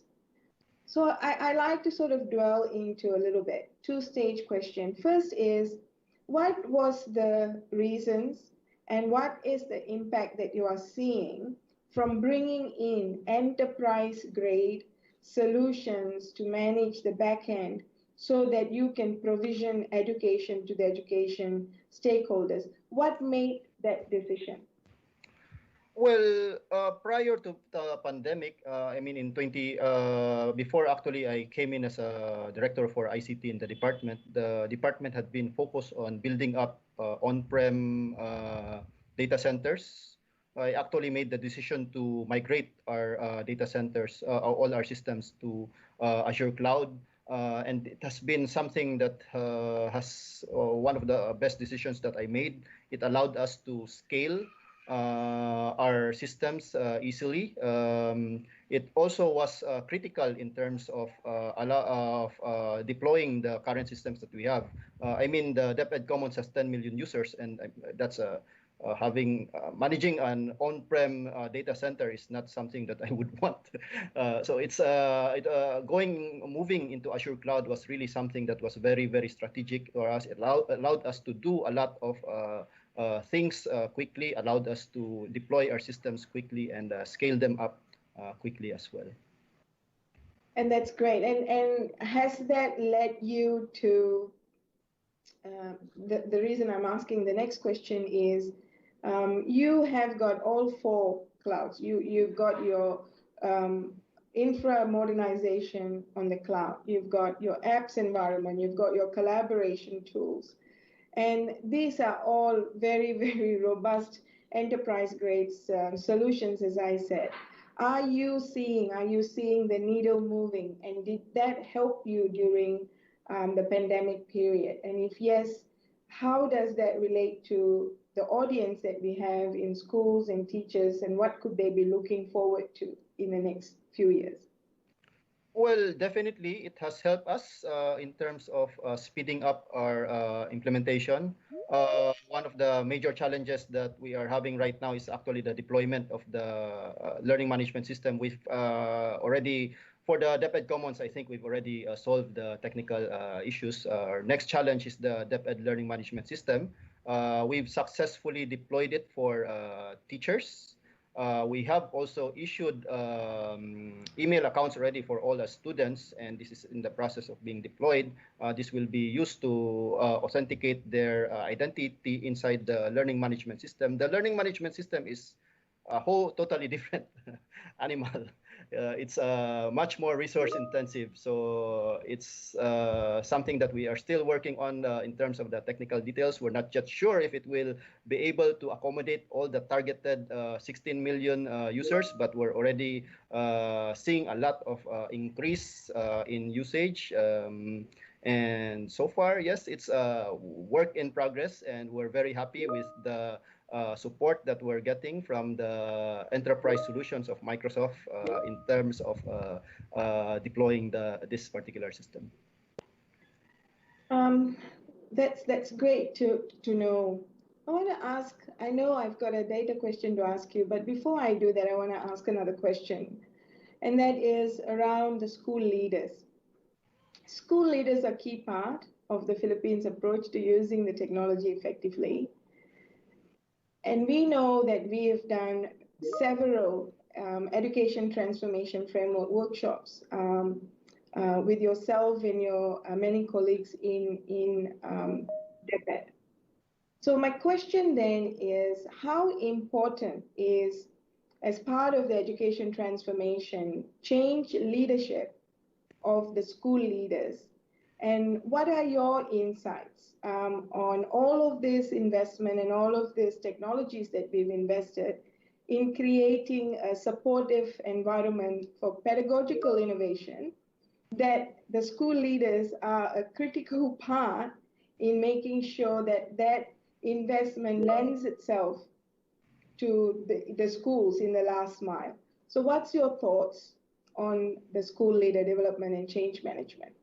Well, I think they are a crucial component in terms of deploying education technology and putting in changes in terms of making sure that blended learning happens. I think the Philippines was a bit deficient in terms of introducing to the teachers, to the school heads, how to really adopt blended learning. I think one of the important things to look into is how to manage a school where within that school there are multiple modes of learning modalities that need to be adapted, how they can manage their teachers, how they can comply with the existing requirements of the curriculum, and of also with the administrative details of managing these teachers who are delivering lessons in multiple modalities. These are things that still need to be threshed out, I believe. Yeah, it's a long transformation process, and I will tell you that having spoken to many teachers and school leaders in the Philippines in person, online, I know that we are very gifted in Philippines with a population that is extremely passionate about the change to one. So sometimes it's really difficult to wait for the change, but the machinations do take time to land. So now let me ask you the other question about data. What's your thought process now that you have got the foundation of the technologies needed, a really good understanding of how and what the priorities are in making sure that the last mile is done, curriculum modernization happens, access is given to, and equity is clear, and the professional development platforms are streamlined. All this means there's a lot of data, right? And we say in Microsoft that we have a good day when we have a student who had a learning outcome through personalized learning. How do you, as the government and the Department of Education, take all of this goodness that you are investing, and what's your viewpoint to getting it down to the personalized learning effort of a student? Do you have a view on it, and how does data play in that? Well, before I go into that, I just like to emphasize, because it's something that I feel that is missing in the framework of all the international education technology events that I've attended. Aside from focusing on the school heads, we should also focus on the supervisors who are assisting the school heads. They should also be there should also be a program on how to build up their skills in terms of educational technology. But now, with regards to personalization, my dream really is the dream of when we look at the framework of the Digital Rise program, the third component is what we call ICT assisted learning. What we want to happen in this particular component operationally is really that there would be a system, a learning management system that would provide the students with the analytics in order to so that they would understand what competencies they are weak in terms of the curriculum, and then automatically this system would show them also what learning resources that they could look into so that they would be able to improve the competencies where they are weak in. That is how we currently understand, at least are thinking of in terms of operationalizing this personalized learning. Thank you, Dr. Abram. I'm going to ask two very fun questions now because we are nearing our time. What are two things that you've learned in your capacity where you are influencing the millions of students and teachers in the country? What are two things that the pandemic has forced you to understand and appreciate and act upon?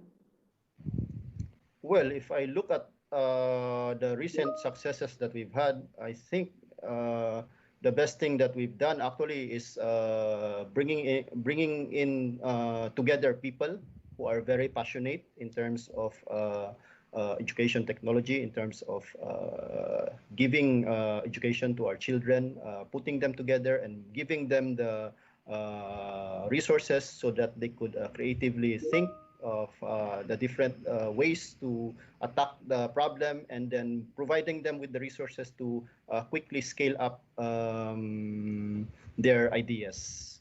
That's one. And of course, the second is to be always open and to be always on the lookout for potential things that might be how would you call that? Quick wins. For example, the DepEd TV. The DepEd TV was totally out of there was nothing, no talk about DepEd TV prior to June. It only started in June. And we experimented, we initially experimented, well, when the concept was, we heard of the concept, we actually initially experimented on using television as a tool for teacher training, because we were hitting a limit in terms of our trainings back then. The 380,000 teachers are actually, if you look at the statistics, these are the teachers who have access to internet in their homes. So we were reaching a limit in terms of new, unique participants in our training. So we were looking at new ways to expand our reach. So we built up our skills, we bought some equipment, and then when management saw that we had capability in delivering teacher training courses through television, they assigned DepEd TV on us, and we found that it was something that was very, very promising, and we quickly mobilized around 107 teachers in a span of 1 month and trained them to become teacher broadcasters. That was really the incredible birth of DepEd TV. So it's looking at these opportunities and grabbing them and not letting go of them, even with all the challenges that we are facing with regards to implementing and making sure that it is sustained. Very interesting, and thanks for sharing that. So I'm going to ask another question, and it will be the last one. We have many, many school leaders, and we've got many, many teachers who are listening to it. And they are from not just Philippines, but from around the region. So if there was two things as an education leader who is influencing and making decisions about what platforms, what tools, what transformation that you are making happen, if there are two things that you would ask them to come on the journey with, what would it be? Well, I think it would be to be open to new ways of doing things, but also to be very, very much in touch with your clientele, your students, or whoever your clientele is, to find out what they really need, to find out what they want, so that when you deliver your programs or whatever interventions that you have, they will adopt your interventions. Thank you very much, Dr. Abraham. I know this week, earlier last week, no, was it this week? We spoke. You said, the transformation is a very long journey and we are far from being at our optimal place. That's how I translated our conversation. And I think with your asks, which is to be open and provide feedback and to use and adopt and try and be mindful of what we are here for, and that is to ensure that we have holistically developed employable students in the country is critical. So I just want to say that as I see around the region, this journey is almost at the starting point. And the urgency and what COVID and the pandemic has forced us to do is to look at how we are using current resources, how we look forward to making those sustainable decisions from a government point of view, and the sustainable time in investment and adoption strategies from the teacher point of view and the student point of view becomes very critical. And thank you so much for sharing and being here with us and your partnership with Microsoft. I really, really appreciate it. Is there anything last words that you wanted to share before we close this session? Well, I think I've said everything. Thank you, Rani. Fantastic. Thank you again. Thank you very much. And for all the audience who have had questions that I haven't answered, I will answer them. Appreciate it. Thanks, Adrian. Over to you. Thank you, Rani. Thank you, Dr. Brown. Thank you so much, Rani and Director Abram. It was great to hear about DepEd's programs, especially the DepEd Commons and DepEd TV. I think it's very interesting and very inspiring that despite the barriers, we know that DepEd and of course the other Ministry of Education as well across our countries here in Asia Pacific are doing their very best to help drive innovative ways of teaching and learning during these times. We salute you and all the work that you do.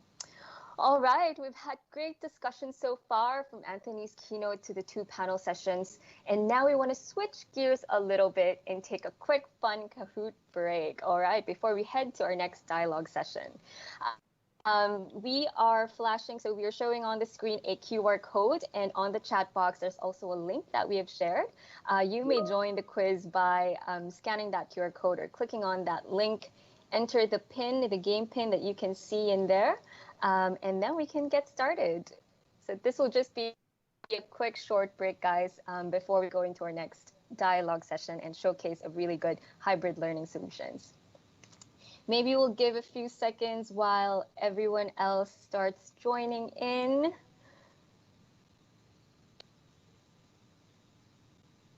Again, please use the QR code that you can see on the screen. You can scan it through your mobile phone, or you can click the link in the announcement box and then enter the PIN and also add in your nickname so that we can see who's leading in the dashboard, and we can get started.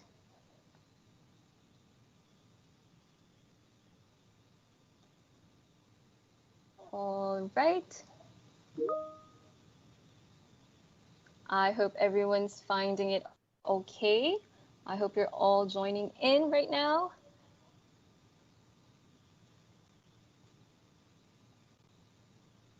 Shall we go and start the game?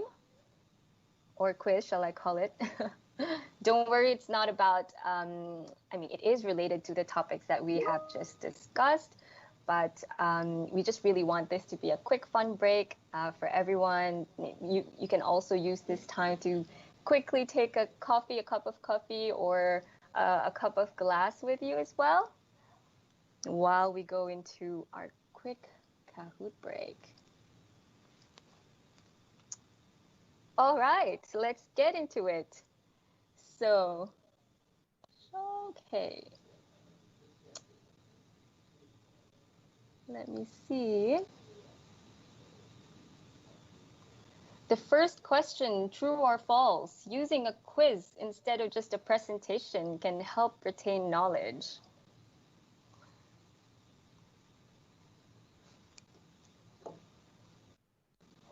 Again, true or false, using a quiz instead of just a presentation can help retain knowledge.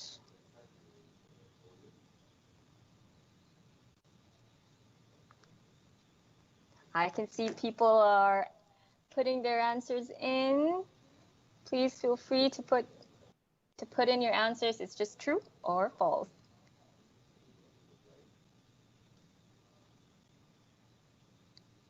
Sorry about that, guys. We're having a little bit of technical issues in there, but we're gonna get back to you on the questions and on the answers as well.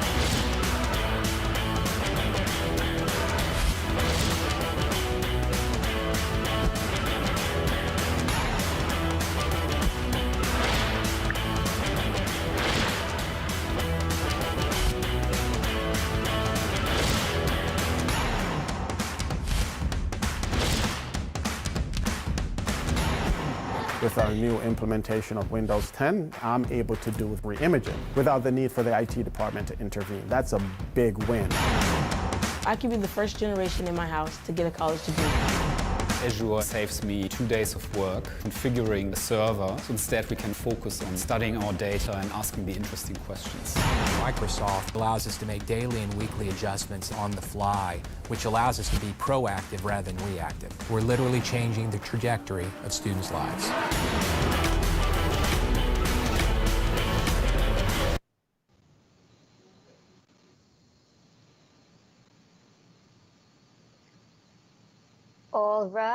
All right, we are back live. Apologies for that, everyone. We had a few technical issues right there, which is really what happens during these live events. But we are back on track and we are ready to play the fun Kahoot quiz that we just promised you earlier. Again, please rejoin the quiz through the QR code that you're seeing on screen, as well as the link that was shared on the chat box. Again, if you are just joining in or you have joined in earlier, it may ask you for the new game pin. So please just enter it and then we will get started.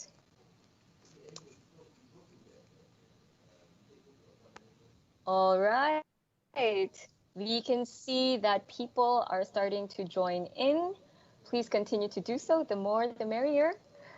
So again, please continue to either through your mobile phone, scan the QR code that is on the screen, or click on the link that was shared on the chat box and enter the game pin, as well as a nickname that you want people to see as you climb the leaderboard in a little bit. All right. We can see people are joining in. That's really good. This is just gonna be a fun, quick break. Maybe let's start and go to the first question again. All right. Okay, as you can see here, these are some of the people that have joined in. Really, really good to see you guys.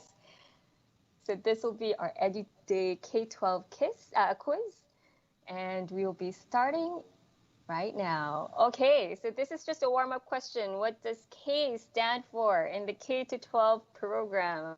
I'm pretty sure you all know what the answer is to this already, but some of our choices here are kindergarten, knowledge, kids, makes sense, kinesthetics. But what does K stand for in the K-12 program? Again, this is just a warm-up question for us. I'm pretty sure you all guys know the answer already, and we will see it right now. Kindergarten, all right. Almost all of you got it correctly, except for a few, but that is okay. That was just a warm-up question. Now we go into our next question. Again, another warm-up, just to get us, going and get into the flow of answering our Kahoot quiz. Let's go to our next question, please. Okay. Oh, sorry. We're seeing here the scores as well. Shows Cheryl is currently at the top of the leaderboard. Now let's go to the next question and see if everyone else can catch up with Cheryl. Next question. How many years of schooling are there in the K-12 program? Again, I'm pretty sure a lot of you guys would know the answer to this. So is it 12, 13, 14, or 11? Choose the right answer. How many years of schooling are there in the K-12 program? We can see a lot of people are already answering in here as well. We hope everyone gets it correctly. Let's see if anyone else can climb the leaderboard. All right, 21 people got it correct. Sorry, 6 people got it correctly. Sorry, I got confused there. Okay, 6 people got it correctly. It is pretty confusing, 12 versus 13, right? So that's all right. We still have a few more questions coming through. Oh, we can see Gemma is actually caught up, and Gemma is now leading our dashboard. Okay, let's go into the third question. Third question. Okay, this is a little bit harder. How many K-12 teachers are there in Southeast Asia? Is it 0.2 million, 1.5 million? You may, probably want to take a guess for this one. 5.3 million or 7.6 million?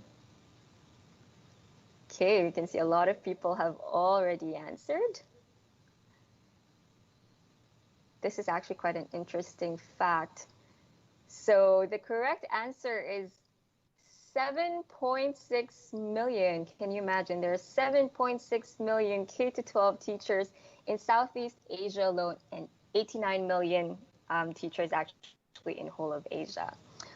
All right, so this is not a quiz, but describe in one word how the past year has been for you as educators and school leaders. I think we've heard from some of the panelists and guest speakers already earlier, but as our audience, we also wanted to hear from you. So if you can, in one word, describe to us how the past year has been for you as educators and school leaders. Or if you have students as well watching us today, do feel free to put in as well your one word in there. Okay, we can see here, transformative, strong, kindergarten, 1.5 million, 12 and 7.6. Okay, some of those are very random, but I think we will take the strong and transformative. So it's really good to see very positive responses. And I think as we've heard earlier, right, it has been challenging, but at the same time, it has definitely given us an opportunity to transform. And for our last question, again, another word cloud. Any message to your students in 2 words? Please type your answer. This will be our last question. After this, we will go on a very quick short break, and then we go into our dialogue session. And all right, we can see there are a few answers already coming in.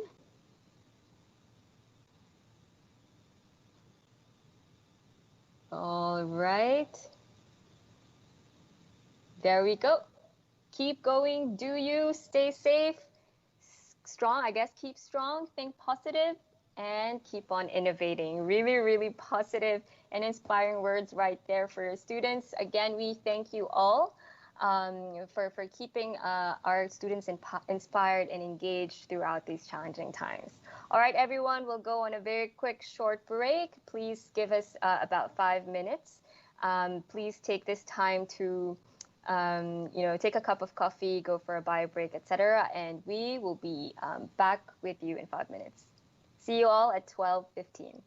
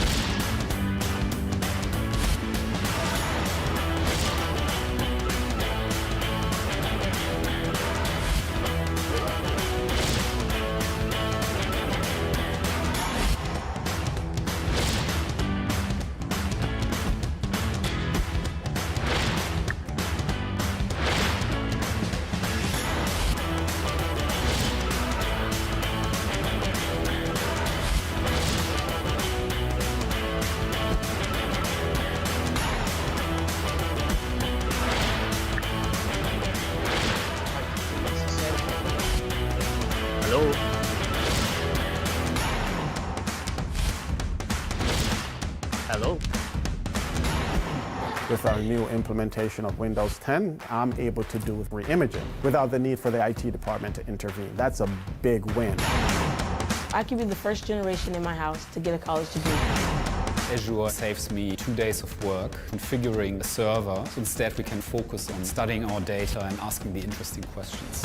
Microsoft allows us to make daily and weekly adjustments on the fly, which allows us to be proactive rather than reactive. We're literally changing the trajectory of students' lives.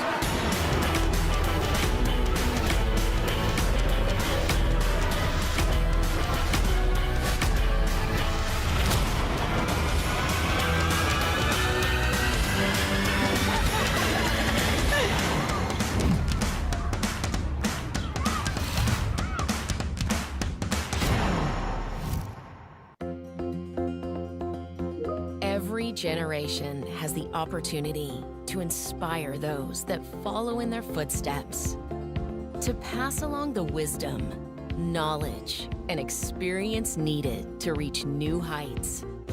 Microsoft is working to create a better learning environment for every student with modern tools that are intuitive, collaborative, and accessible to all, so every student is empowered to achieve more. This is the modern classroom, where we go beyond memorization of facts and figures and a one-size-fits-all education, where students learn in the way they learn best, on the tools they will use in the future, where teachers create experiences that spark creativity, and everyone can collaborate anytime, anywhere. Microsoft Education, empowering the students of today to create the world of tomorrow.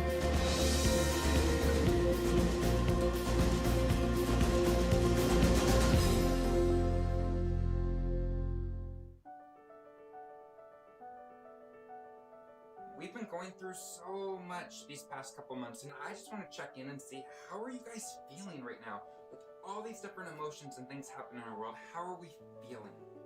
Learning can happen anywhere. With my laptop and with my notepad, I had everything that I needed.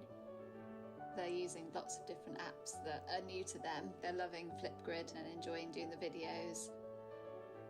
Teachers are using OneNote in the classroom, Flipgrid in the classroom to increase the level of learning.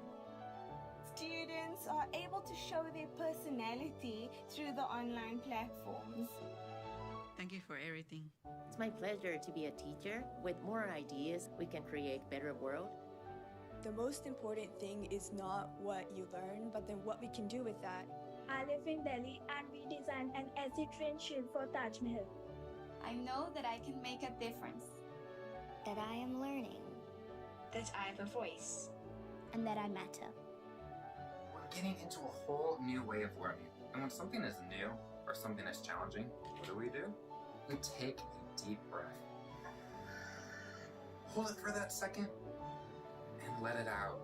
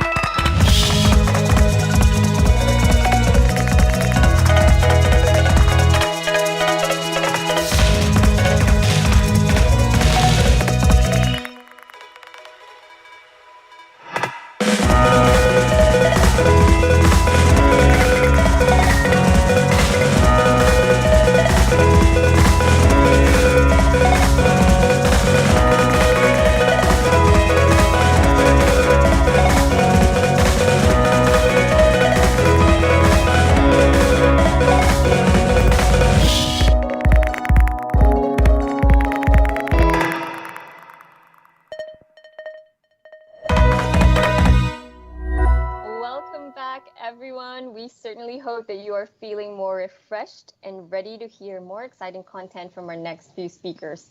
Next up, we have Sam McNeil, Education Solutions Specialist of Microsoft APAC, and Tim Verhel de Dios, Customer Success Manager for Education as well here in Microsoft APAC, and they'll be sharing with us more about hybrid learning in the classroom.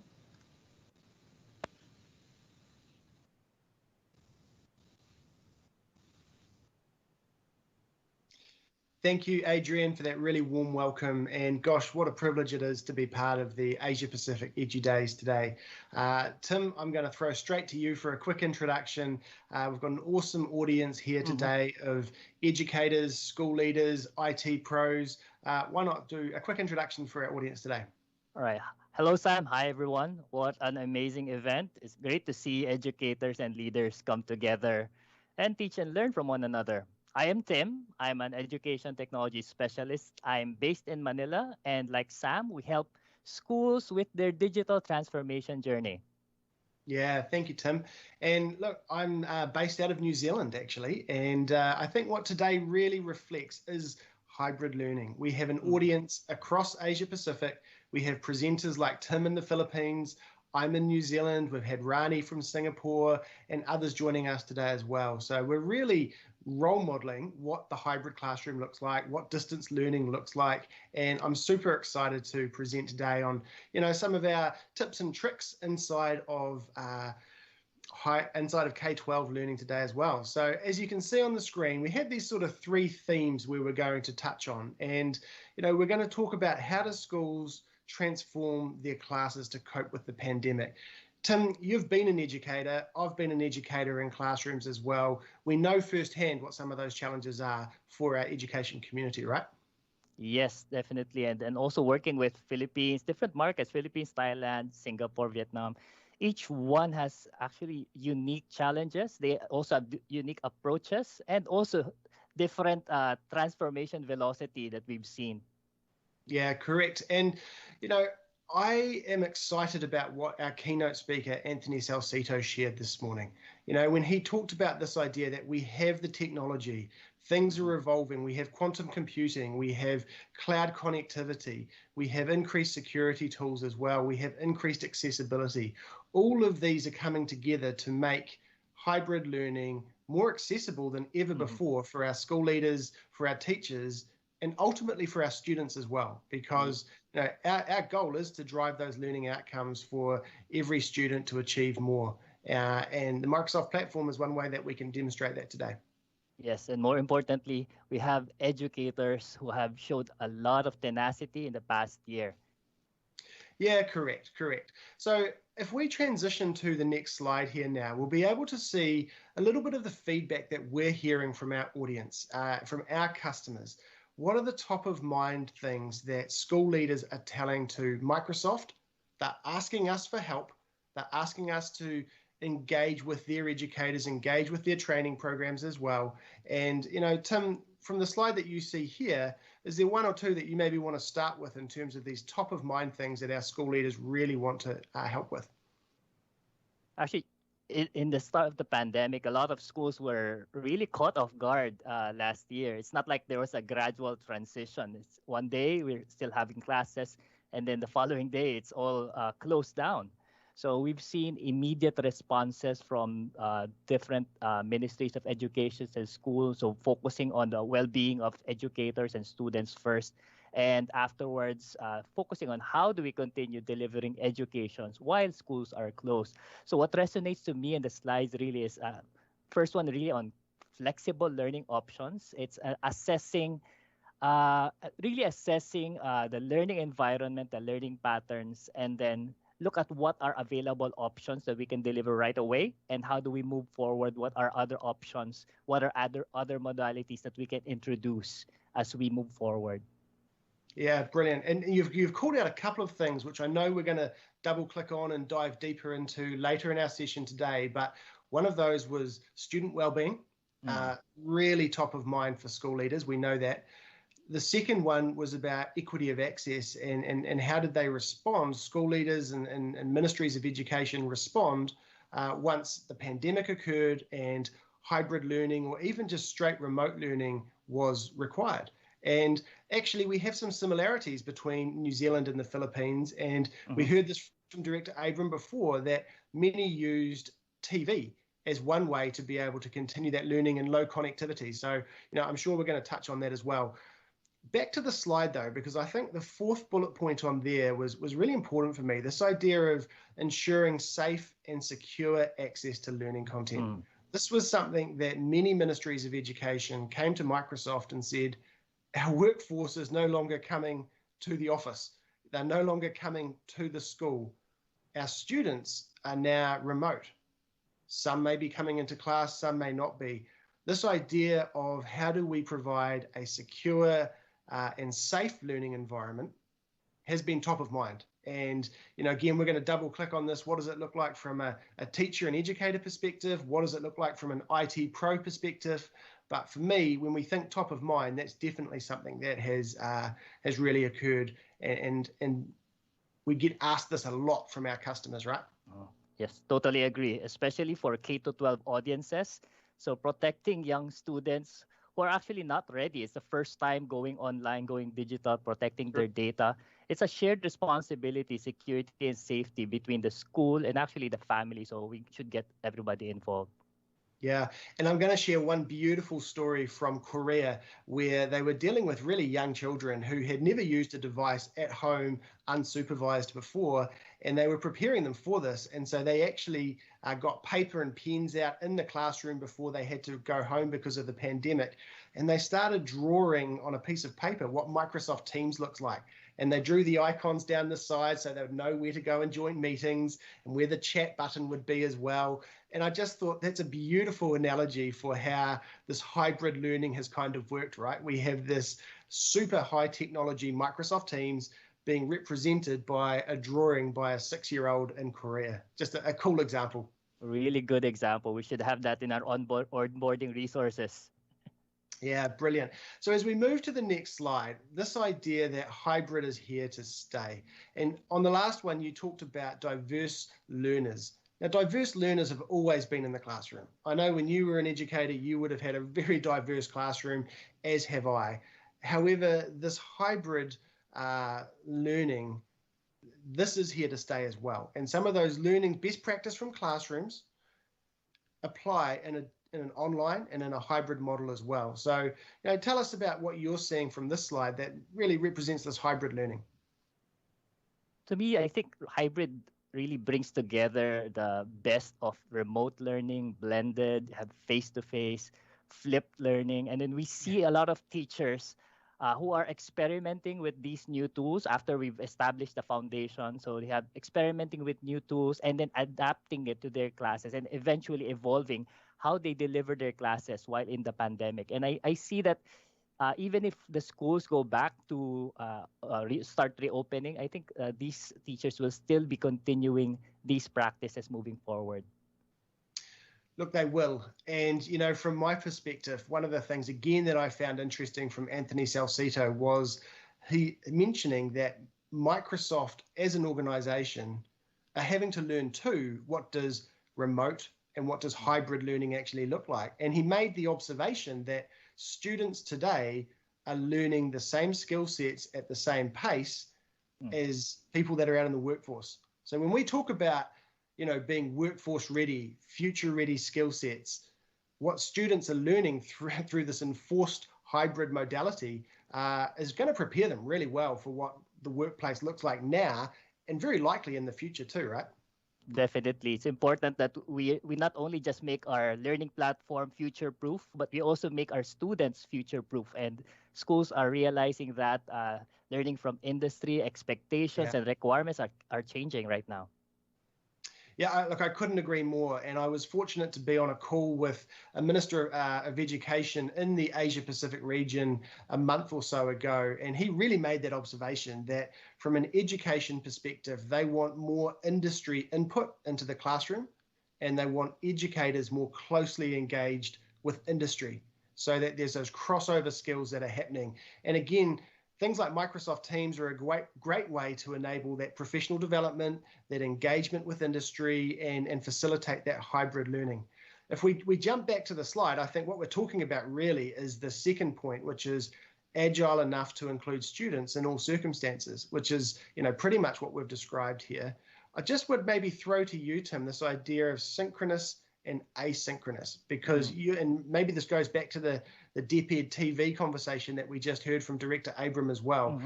Maybe give me your top of mind thoughts here around this synchronous, asynchronous approach. Again, we're going to go a little bit deeper later in our conversation today, but what's your first take on that?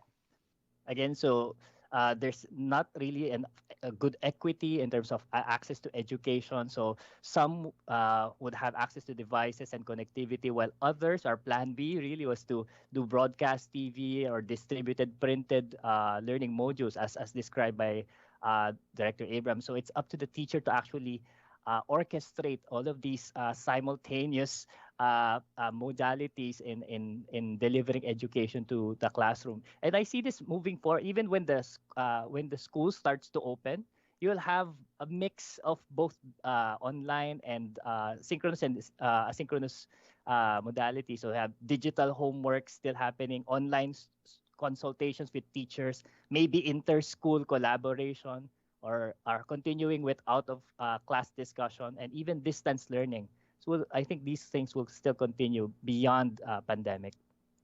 Look, they will. And this idea of equitable access to learning opportunities is something that really resonates with me. And again, have been very fortunate to be involved in helping a number of ministries of education try to tackle this problem. And it's been fascinating to see across Asia Pacific, which is an incredibly diverse set of countries. I mean, no two would have the same experience. How the different ministries have attempted that. In some, we see the ministry buying devices directly and sending those to students. In others, they have provided vouchers for cellular data that could be redeemed by students, which is great. And in other countries, we've seen, you know, quite agile responses from ministries of education where they've said, instead of buying new Windows 10 devices for the computer lab, we will actually repurpose those to laptops that maybe we can provide on a loan basis to students as well. So I love that that diverse approach to responses around digital equity. And again, we're going to touch on that as well. As we move to the next slide, it's really just a placeholder for us to open this conversation around challenges and best practices. Again, Tim, you're super engaged across the region. You would have been hearing a number of different challenges, but also experiencing some best practice from educators and ministries across the region, right?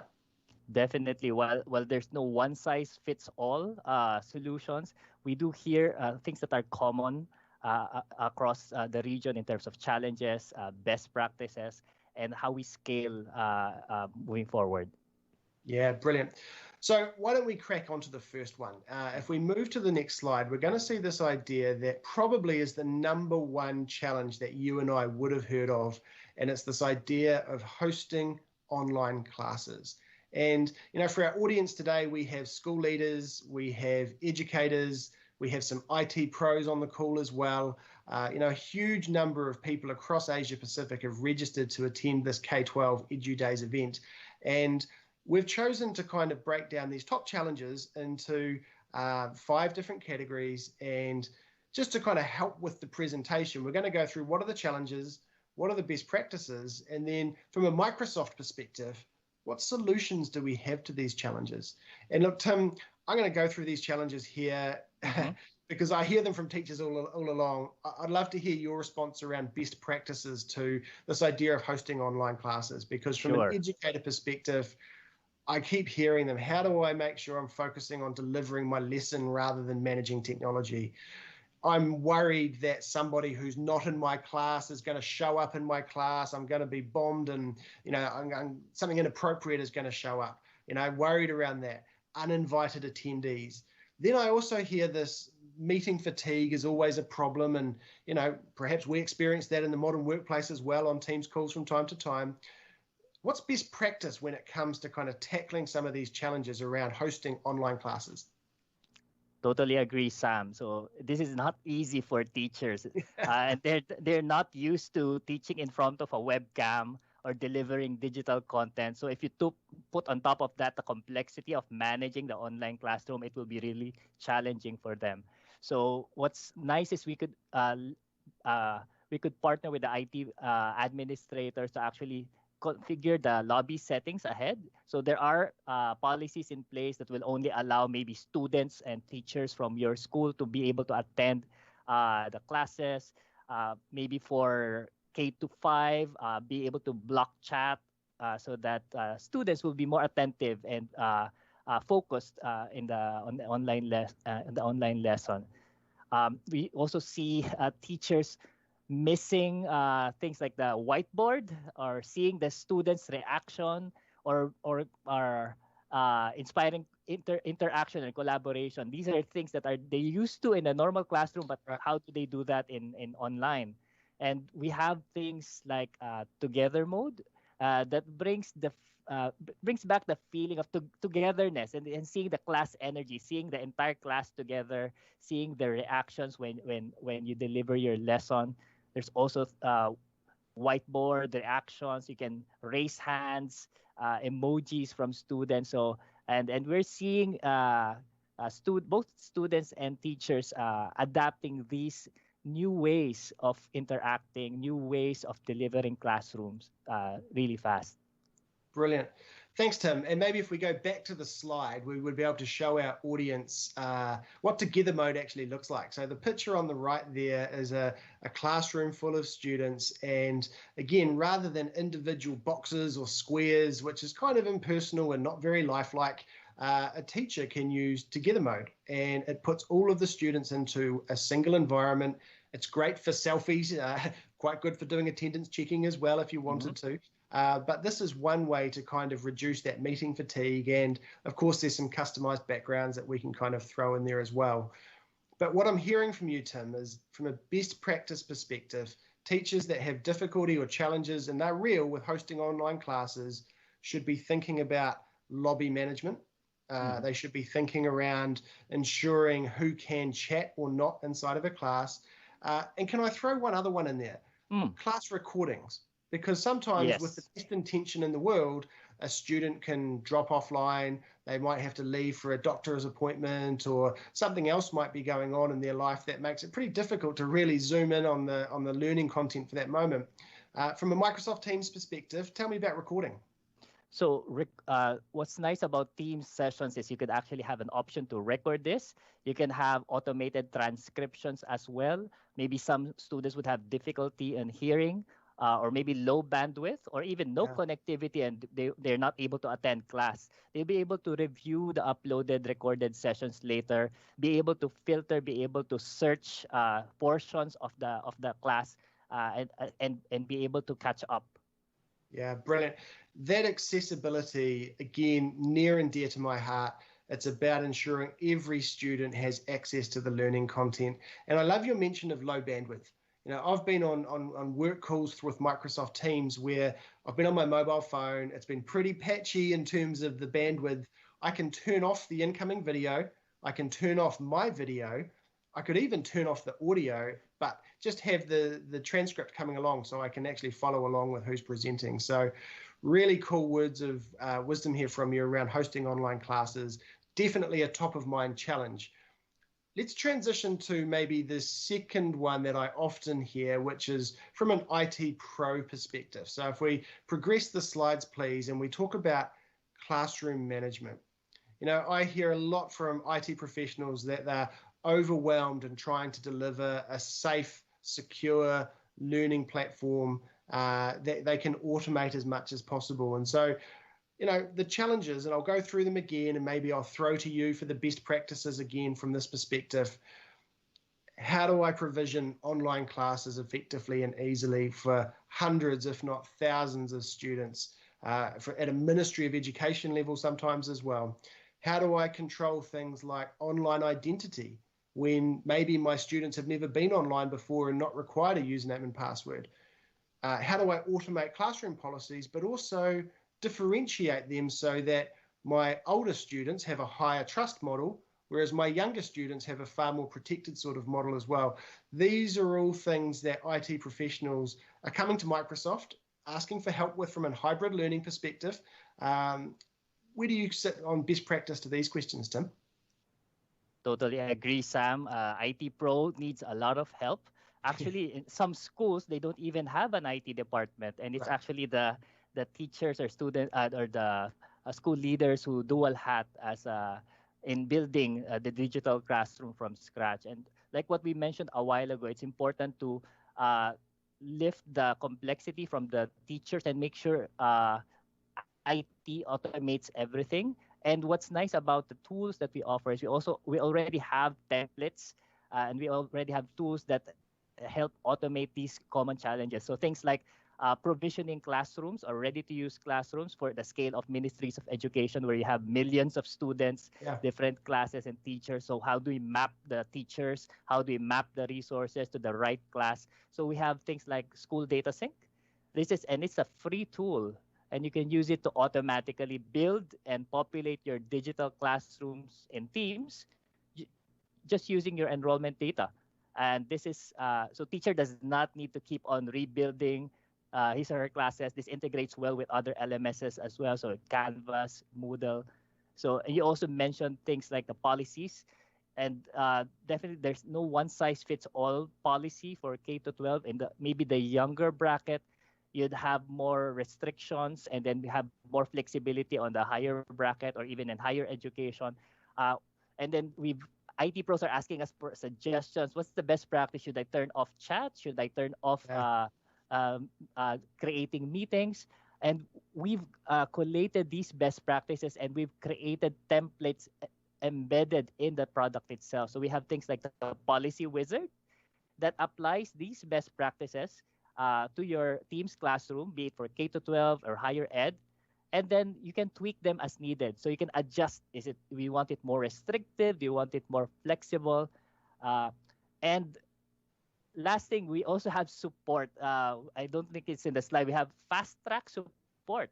We actually have dedicated Microsoft engineers who are ready to help with things like Teams deployment or onboarding with school data sync. Have you engaged with fast track previously, Sam? Look, I have, Tim, and their service has been excellent. Got a lot of positive things to say about Fast Track and the team there. Very focused. And actually, I'm going to give a shout out to the School Data Sync team as well, because they have a dedicated resource for helping Asia His name is Sam as well. He's a great guy. He's based out of Las Vegas, and he's super helpful. And he has been involved in a number of the countries that I'm supporting, you're supporting as well. And, you know, if you're a school leader, an IT pro, or even down to an educator, School Data Sync is something that is capable of being easily implemented to automate and maintain those online classrooms. And I was going to ask you a question actually, Tim, because we probably have some IT pros or some educators on this call who will say, well, that sounds great, Tim, but I'm in a very remote, very rural part of the country. I don't even have a student information system. I just have an Excel spreadsheet of my students. Can I use School Data Sync with that? Definitely. So it's available in School Data Sync. You can actually import your spreadsheets, your CSVs. You can work your Excel magic and paste the correct data, and it will automatically populate your classroom for you. Brilliant, brilliant. So I'm loving this. We're having a great conversation here. We're just over 20 minutes into it. We've got some other challenges that we do want to kind of touch on here as well. But I guess my takeaway from the conversation here around classroom management particularly is automate as much as possible to enable hybrid learning. Take advantage of the policy templates that Microsoft has already created because they're kind of tailored for that younger audience, older audience of school as well. And if you do those things, actually some of that pain and that sense of being overwhelmed when it comes to online classroom management will kind of diminish, right? Yes, and adding to that, another top concern is actually enforcing data privacy laws, things like GDPR or FERPA. I'm not sure about you, Sam, but while I am aware of these privacy laws, I'm not too familiar with the actual requirements or implementation details. And that's where Microsoft Security and Compliance Dashboard comes into play. And we have these templates already there. They can enable the policies for you across Teams, your OneDrive storage, Exchange email, SharePoint sites, and make sure that you are compliant. Look, there's a great call out, Tim. Thank you for picking up on that one, because from a Minister of Education down, they're all concerned about data privacy. They're all concerned about student identity online. And we've seen, you know, during this unprecedented pandemic, many, attacks on and trying to capture student identity and other things going on. With Microsoft 365, we have some incredibly robust tools there that can help protect schools in that space. So great call out. Let's move to the next challenge. And this is one that we've kind of touched on a little bit in some of the other conversations as well. And it's this idea of blended experiences. And we mentioned, meeting fatigue when we talked about online classrooms and the challenges that presents for educators. I hear from students actually, and I have 4 children of my own who all had to do online learning here in New Zealand as well, and that was interesting, gathered around the kitchen table and trying to dial into their respective classes. But from students, they want it to be interesting, they want it to be engaging, and they want to be able to collaborate and communicate with their peers in a hybrid way, as if they were in the classroom. And that presents real challenges to the educator. Talk me through some of the best practices that are available here and that you've heard from across the region, Tim. Definitely agree. That's actually in a hybrid learning white paper we published with UNESCO. Some of the top things that they mentioned that students miss the most is actually the social time during breaks inside the classroom, missing the classroom energy and the connection between the students and actually the teacher. And they found out that students who are struggling in traditional classrooms are struggling even more now as they transition to online learning. So I echo your point on meeting fatigue. Definitely back-to-back online slideshows is not the way to go. It's not healthy. We need to rest our eyes and rest our brain, add some breaks, add some fun experiences. It doesn't have to be just online learning all the time. You could have asynchronous learning, digital experiences, and we have a lot of tools that we could actually blend with our platform to create these experiences. Yeah, and I want to touch on some of those tools because I think our audience today of educators are going to love some of the insights that you have there. But, let's rewind the years a little bit for us, Tim. We've both been in front of classrooms before. It would be a very boring lesson if you or I stood in front of the physical classroom and talked to our students for 50 minutes or 60 minutes for the length of the lesson. That's bad teaching practice in a real classroom, let alone on a Teams call or an online video call, right? It's going to be incredibly bad. And actually, that's one of the feedback I heard very early on from teachers was they fell into this trap of almost over-teaching, that they felt they had to be presenting and talking and giving learning material for the entire period of the online lesson. And not only is it probably bad teaching practice, it's incredibly fatiguing for the students to have to sit through and for the teacher as well. So something like breakout rooms in Microsoft Teams could be one solution to that, right? And, can you maybe share a minute or two just how, an educator might be able to use breakout rooms inside of Teams to replicate work inside of a traditional classroom? And that hybrid model really comes into its way there. Yes, it's important for the teacher to actually foster collaboration, even with online learning. So with breakout rooms, this will allow the teacher to either manually or automatically group her students together, just like in a traditional classroom, so that they can work on problem solving or creating a presentation project, or to discuss among themselves and then bring them back together just to break the monotony and then have that immersive learning experiences across the classroom. Yeah, brilliant. And look, I listened to the panel that Larry Nelson talked and hosted earlier, and there was a real call out there for those 21st century skills around things like collaboration, communication, critical thinking, creativity. Those things come to the fore in a hybrid learning environment as well. And, if we just jump back to the slide that we had up earlier for blended experiences, we had some solutions here, and we had, OneNote class notebooks, we had Teams, we had Planner, some of the apps here around Flipgrid, which, we've got a video coming up shortly we can jump to. Do you want to just talk to perhaps a couple of those solutions, Tim, to give our audience today an idea of how that could maybe tie into those 21st century skills as well? Yes, and it actually also answers the question in the chat window we have. What are the best classroom practices that we can introduce during online classes? So merging this immersive experiences to an otherwise your students would just be sitting in a quiet room, sitting in front of the monitor. So we want them to immerse in the experience itself. So we have things like Microsoft Education Edition, which is a gamified learning platform. Then you have teachers, students being able to express their creativity and actually building their own worlds and creating lessons, immersive lessons on things like chemistry, mathematics in this virtual world. I know you've seen a lot of Minecraft projects, Sam.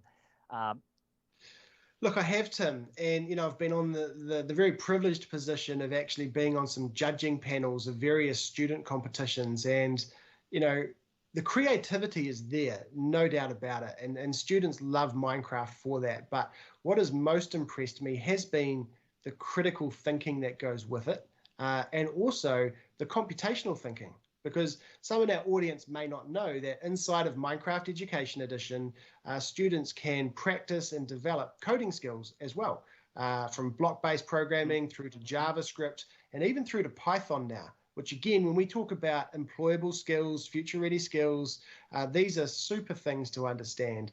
And I'll call out one example from Singapore where the Energy Commission ran a competition for students where they actually had to talk about the energy trilemma, this idea about how they could create sustainable, environmentally friendly, cost-effective energy. And then students had to demonstrate their understanding inside of Minecraft Education Edition, record a walkthrough with a presentation there, all in under a minute. And the results were just phenomenal. And it showed a real connection to the United Nations Sustainable Development Goals, which a lot of educators are very focused on.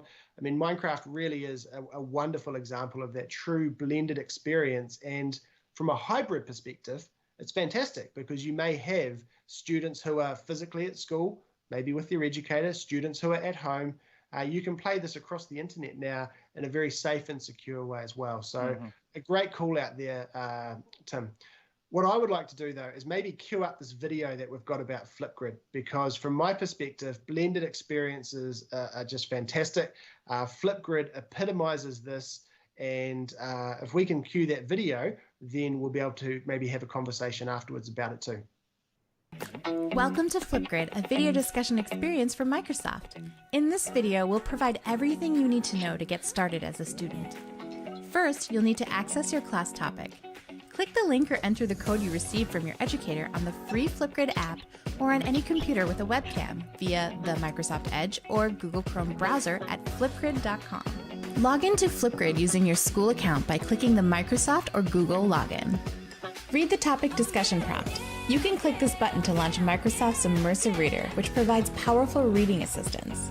Watch the topic media, explore any links, and then, when you're ready, click to add a video.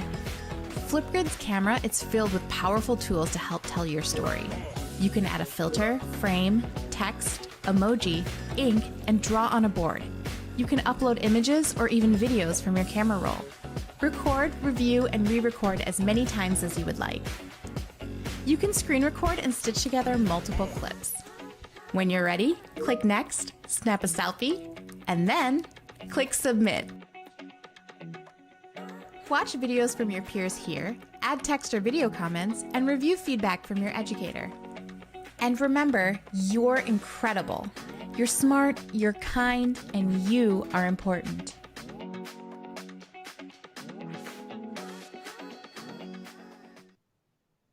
Brilliant. What a cool example of Flipgrid. And, from a synchronous, asynchronous learning experience, it's all there. And, the other thing that really appealed to me, Tim, is it's cross-platform, mobile device, all of those things there, because we talk about this idea that maybe the best device is the device you have access to right now. And from a learning perspective, Flipgrid absolutely enables that and does it in a very secure way because you authenticate with your Office 365 usernames and passwords. So an IT pro can rest assured it's secure, an educator can rest assured that nobody else is going to jump in there and provide inappropriate comments or content. Just a tremendous tool. And remind me of the price again for Flipgrid, Tim? Yeah, free. There we go. Right, Yeah, and it's a fantastic tool. It helps educators to creative video format, so it really taps into the creative energy of the students. So I can see this teachers have been using this for things like show and tell, or creating book reviews, or even digital storytelling. Really creative. Yeah, brilliant. Tim, I'm conscious of time, but before we move on from blended experiences and hybrid kind of environments, I want to touch on whiteboard, because for a lot of educators, they're used to standing at the front of a classroom, they're used to having a whiteboard, and we've talked already about the power of Windows 10 and that multimodal feedback and ability to do digital inking. Yes. Talk to me about where whiteboard sort of sits in there in this hybrid model for teaching and learning. Whiteboard to me is like your classroom whiteboard with superpowers. So it's integrated into Teams. You can access it through meetings. You have digital ink, infinite colors. Yeah, I can work with images, notes, different templates inside. So it's a good way to actually encourage collaboration during an online classroom. So do things like mind maps, or do project plans, or solving math problems, or even using it with breakout rooms to maybe do research. Sure. Yeah, look, they're great examples, and you've called out this idea of collaboration again. We're hot on the 21st century skills today from a hybrid learning perspective, but this idea that students and teachers can co-create content alongside each other through something like Microsoft Whiteboard is super powerful. And again, they don't disappear at the end of the lesson. You know, again, we've both been in classrooms, and you need to leave your classroom very neat, chairs on the desks, and you know, pick up the rubbish and wipe down the whiteboard for the next educator to come in. With Microsoft Whiteboard, you don't have to do that, right? Students continue to have access even after they've gone offline. Yes, and actually, there's one more application, a powerful learning application that I think deserves a limelight. That's OneNote. Can you tell us a bit about OneNote, Sam? Look, I often describe OneNote as the hidden jewel in the Microsoft Office crown, except it's not that hidden anymore, because we've got great advocates like Mike Tholfsen, who is really singing the praises of it.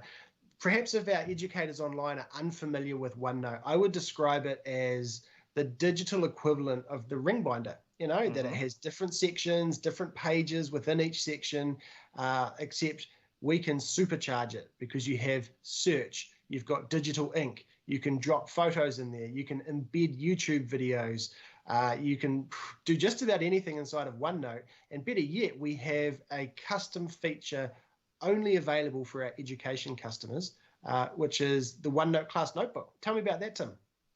In the OneNote Class Notebook, it enhances it further by creating these class sections where you have sections that are teacher only, where teachers can collaborate with co-educators. You have student only, where students can maybe work on their modules, and also collaboration sections where everyone can come together and work with images, videos, stickers, or solve math problems. It also generates math problems for you. That's very difficult for teachers to keep coming up with those examples. Look, it certainly is. We're focused on hybrid learning today. That means sometimes our students have access to the internet, sometimes they don't. Sometimes they're in the classroom, sometimes they're not. How does OneNote enable that? I mean, is there offline capability with OneNote? Is there synchronization that can occur? Just give our audience one kind of insight perhaps into how hybrid learning with OneNote is enabled. Yes, so OneNote is actually perfect for occasional connectivity scenarios where students can, when online, download or synchronize what are some new notes, what are some homework from teachers, and then go offline and actually work on those in their individual OneNotes, and then resynchronize again later on to maybe submit their assignments or get more notes or more content coming from the class. Look, spot on. And if I was being very honest between you, Tim, and the thousands of people that are watching our EduDays today, it would be OneNote. If I had one tool that I needed for my hybrid learning classroom, it would be OneNote. Just Seems between like you and it's everything your favorite, else. yeah. I love Minecraft. Number two is Minecraft. Yeah. OneNote's fantastic. All right. We might come back to this if we have time, just depending on how many more questions we ask. And audience, again, please do feel free to pop some questions in the chat window. We definitely want to cover them. But let's transition to the next challenge that we hear from our educators and from our school leaders. And it's this idea of insights and analytics. Okay, so as we bring that slide up, I mean, I continuously hear from parents, I hear from school leaders, how do I know that my students are actually progressing? And from a parent's perspective, again, I mentioned I have 4 children. That was top of mind for me during this hybrid pandemic learning period. But then at a school leader level, they want to know, is the entire cohort progressing as we would expect across a district, across a ministry? And these are real challenges to understand what is working, what is not. How do I capture learning patterns? You know, how do I think about what you called out earlier, Tim, student well-being in a hybrid learning model? You know, talk me through some of the best practices that we're seeing across Asia Pacific when it comes to insights and analytics. The good thing about moving into digital classrooms is you can actually capture these digital activities and then unearth or bubble up what are some great insights coming from interactions, from the activities. It's with insights. It's actually an application also built into Teams. It gives educators an extra pair of eyes. It goes beyond just recording the data itself or student attendance. It goes beyond that. It captures the insights. It captures the it helps the teachers personalize the learning. It gives feedback to the teacher which tools or techniques are actually effective. And you mentioned it also looks at what will be the trends and patterns. Are there students within the group who are struggling more than others? What can I do to personalize my approach and maybe help better? And we could also use the insights coming from the application to create that feedback loop with the student, with co-teachers, with school leaders, and even with parents, and bridging that learning back to home.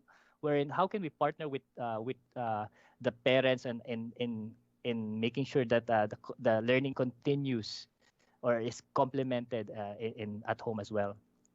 Brilliant. Thanks, Tim, for that introduction. And look, we actually have a great video around insights that we're going to share with you shortly. But I guess if I could maybe preface some of this by saying we have the intelligent cloud that's empowering the intelligent edge now. And this has just been transformational when it comes to educational analytics. And, you know, I think back to my first years or so in a classroom, and I was using a very early version of Moodle. I'd found a custom plugin that allowed me to see things like when students were, you know, submitting assignments and other things. But I had to manually go through these. And, you know, I remember distinctly I had one student who was continuously submitting assignments around 1:30 a.m. in the morning. And I thought, this is pretty unusual. You know, what quality of work would this student be submitting? And I eventually had a conversation with him that said, look, I notice you're doing a lot of late submissions. Why is this? And his response was, well, I have to work the late shift at Kentucky Fried Chicken to help pay the rent for my parents in the house that we live in. If I don't work, the rent doesn't get paid. And it was a real insight for me, but I almost stumbled across this. What I love about Insights with Microsoft Teams is it surfaces that stuff up to the educator in a just-in-time approach that allows for really unique moments around pastoral care and ensuring that the student well-being is front and center. So if we can cut to the video that demonstrates what Insights is about, we can then have a bit further of a conversation about this.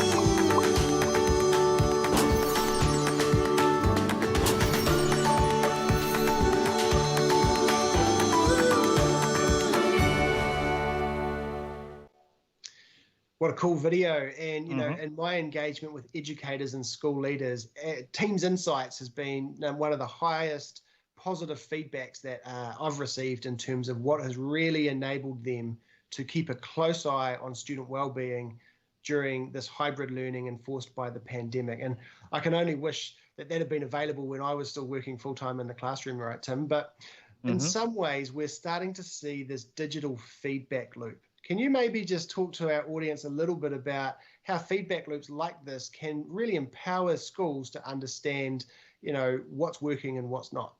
Yes. So just like what you see in the video, so with Insights, it helps the teachers actually answer questions like which students were working late on assignments and help them double click or maybe assess our student heavy workloads. Do they have heavy workloads from multiple teachers? Are they many assignments over the weekend? Which activities did students enjoy? What activities are they more engaged in?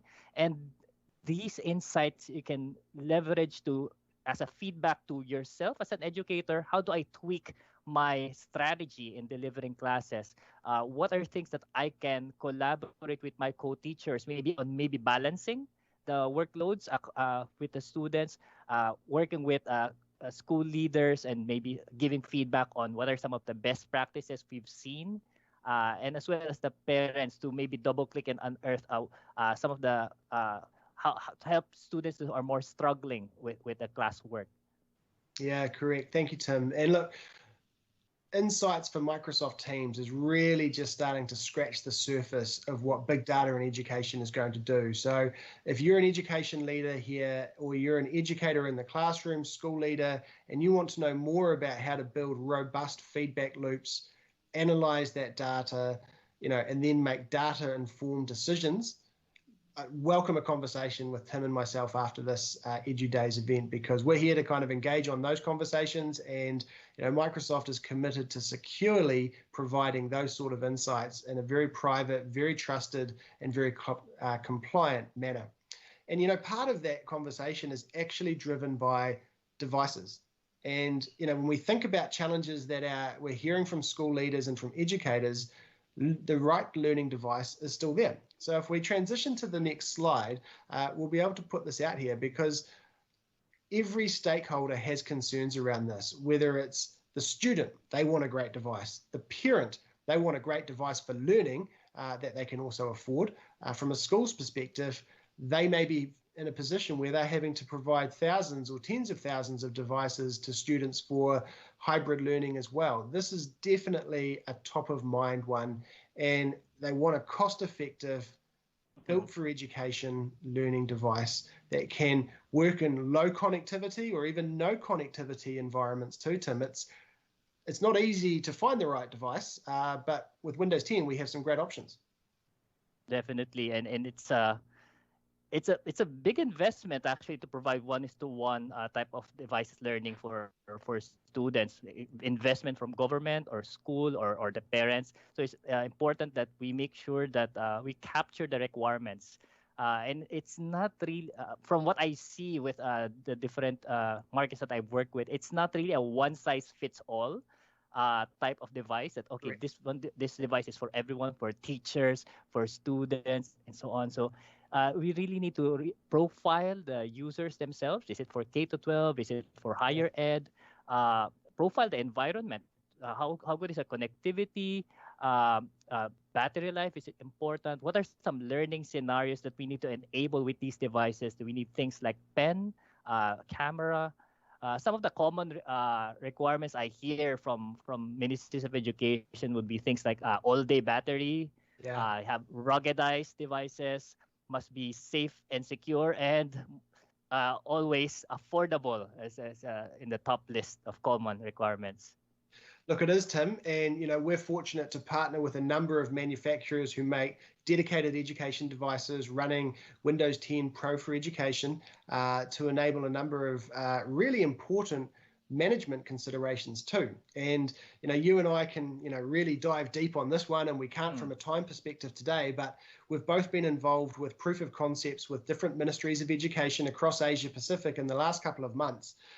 From a hybrid learning perspective. And, what I'm seeing is an increased willingness by ministries of education, by individual schools to use cloud to manage their Windows 10 devices.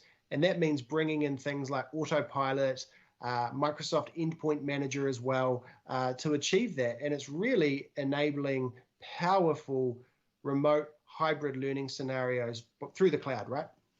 That is true. So apart from procuring and distributing the devices, management is another top priority. And usually when it comes to centralized managed devices, so there's also concern around privacy. So I'm sure you hear about that, Sam. We need to be able to balance now control within central management and privacy flexibility with the students as well. Yeah, correct. I'm also starting to hear, and we've talked about the offline-online capabilities of OneNote already, and a number of the tools and apps that can run in this asynchronous mode too, but more requests for cellular-enabled Windows 10 devices through LTE connections. Is that something you're seeing in regions as well, Tim, that you're working in? Yes, definitely, especially with hybrid learning, we want to enable that. So we have always connected PC devices. So we're seeing a lot of good assortment from our partners across APAC, different form factors, and a good price range as well.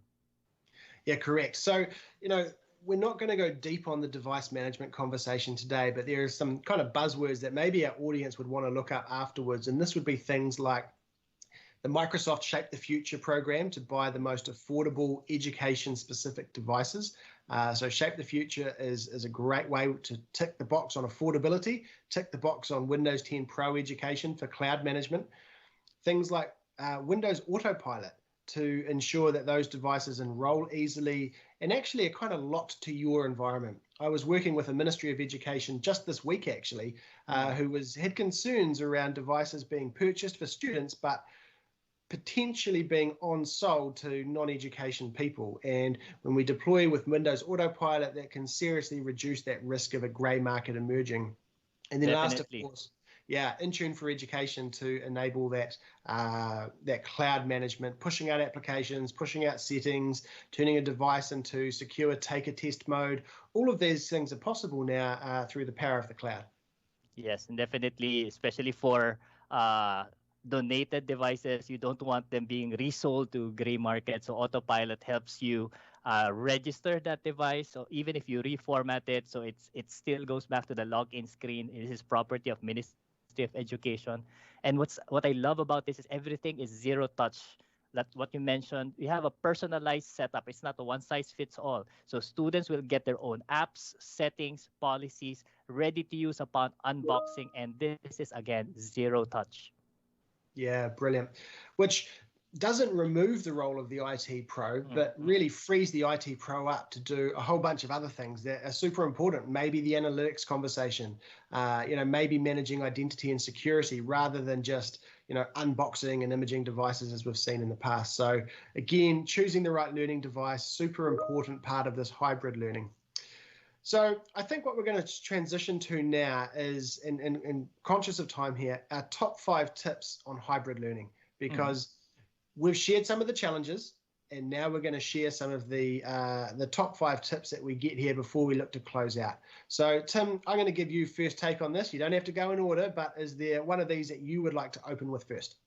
Yes, what I hear a lot from teachers is while they are excited with adapting to hybrid learning, one of the key challenges is actually producing the content.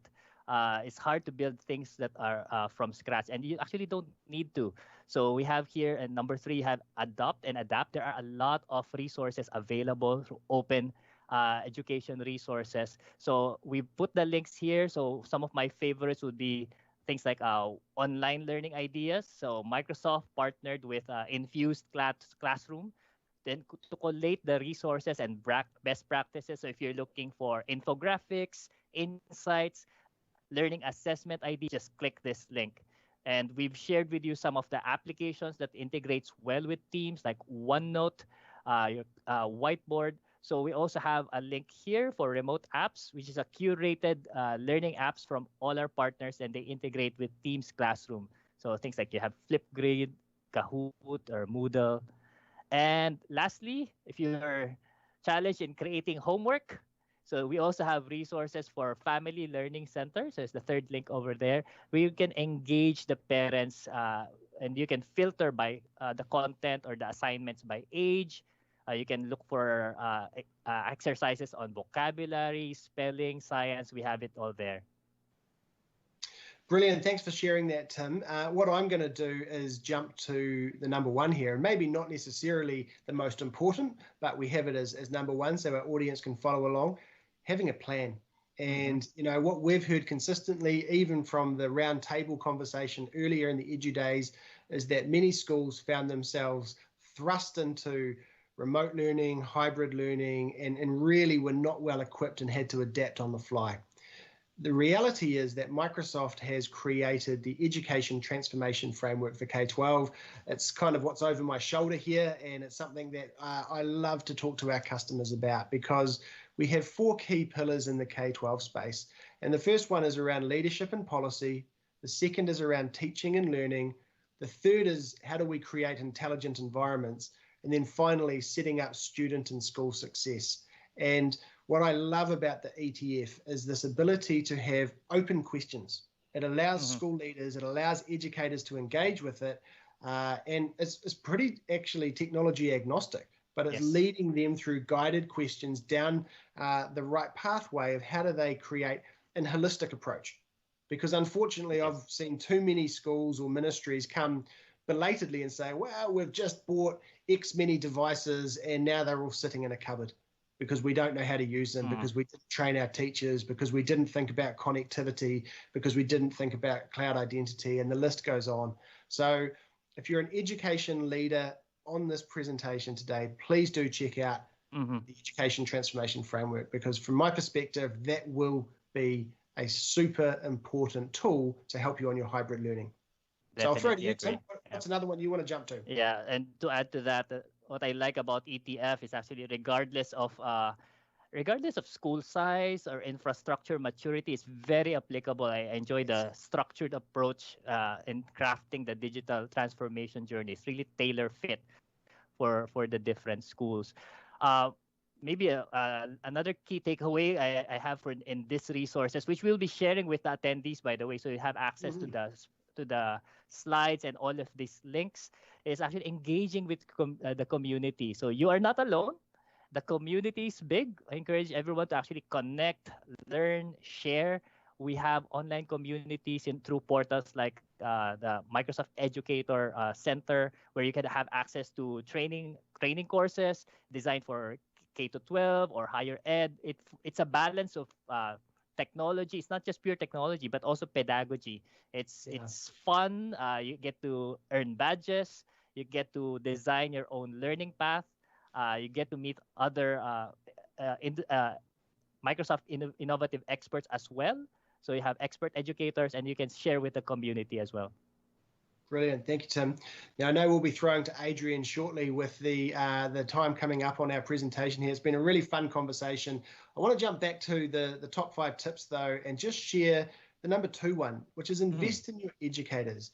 And this can look, quite different in a number of different ways. But we've talked about the well-being of students. We need to make sure our educators' well-being is considered as well. And what Microsoft has created is a free app inside of Microsoft Teams called the Reflect app, which is a great way for school leaders, district leaders, ministries of education to actually check in and see, are our educators okay? Are they coping with the challenges of hybrid learning? Do they need a break? Do they need some time out? What might this look like? How do we ensure the support is there? So we can invest in our educators through something as simple as checking in on wellbeing, but equally we can do things like pointing them in the right direction towards great communities, as you've touched on, and also awesome learning tools. And we're aware that teachers are quite time poor. So they need short, sharp, fast activities. Things like Mike Tholfsen's Learning in 90 Seconds on YouTube is a great way to kind of get up to speed with some of the learning things too. So definitely we need to be investing in our educators. Tim, I've had a blast here. Are there any sort of final thoughts that you would like to share before we hand back to Adrian? Definitely enjoyed our conversation. I hope attendees have learned a lot. I'd like to really thank everyone for attending our session. I hope you learned something. We thank you for really empowering the students to achieve more and your tenacity during these trying times. Yeah, great call out. Thank you, Tim. And just reinforce that as well. Sometimes people are concerned that technology will replace the educator. I don't think so. Our educators are very special. They're great treasures that we need to nurture and empower through the use of technology. Certainly won't replace them. So on behalf of Tim and myself, I trust that you've got a lot of value out of our conversation around hybrid learning in the classroom and from a Microsoft perspective. And we'll pass back to Adrian now. Thank you very much. Thank you. Thank you, Sam and Tim. Those are really great stories that you've shared with us, coming from your experience as well, being educators previously. But more importantly, we thank you for sharing with us the tools as well as the features our educators and students can use to make sure hybrid learning is engaging, secure, and collaborative. All right, everyone, we are right at the end of our program. We've been discussing and talking about teachers and students all throughout. Now, why don't we hear straight from them on what their experiences have been like during the past year and what they're hoping for as well in the future. Let's watch what they have to say, and also invite Sherry Ung, General Manager for Public Sector here in Microsoft APAC, to help close the program.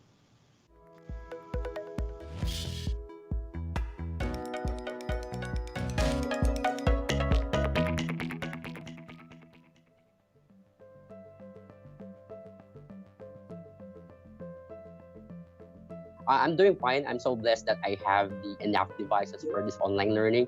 Like I do have a decent laptop and a good cell phone just in case my laptop's not working. It is hard for me since I'm a student and I'm used to going to school. It is hard to transition from normal learning to remote learning. It's been really challenging, but also in a funny kind of way, quite rewarding too. Here in Auckland, in New Zealand, we've been really quite fortunate, I guess, compared to others, because we've had periods of distance learning interspersed with long periods of face-to-face learning as well, which has meant that we can have had time to reflect, respond, and been able to iterate on our practice.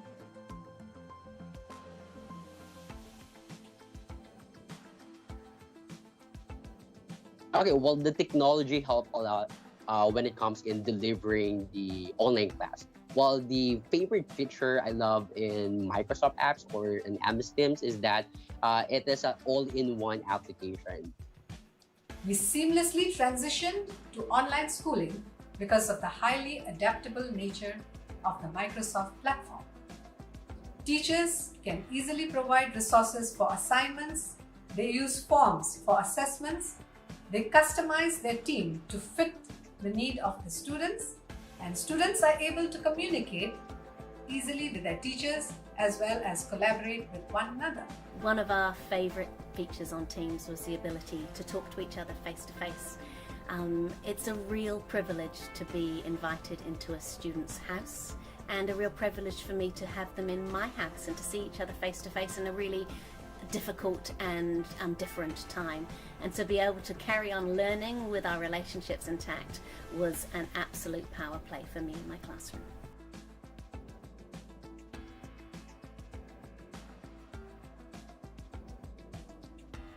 Probably from our school, it would just be more of the same. Those really clear expectations about what distance learning should look like and be like. The type of internet that some of my students have, the ability not to connect, the fact that they are isolated communities. And so in that respect, it's nothing that the school could have provided, but it's perhaps a bigger issue.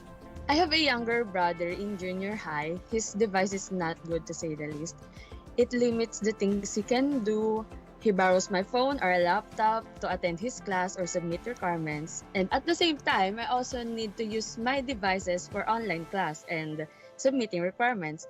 So I need to sacrifice just so he can do well in his online class. So if I'm wishing for the support that the school can provide, it is for having access to good devices.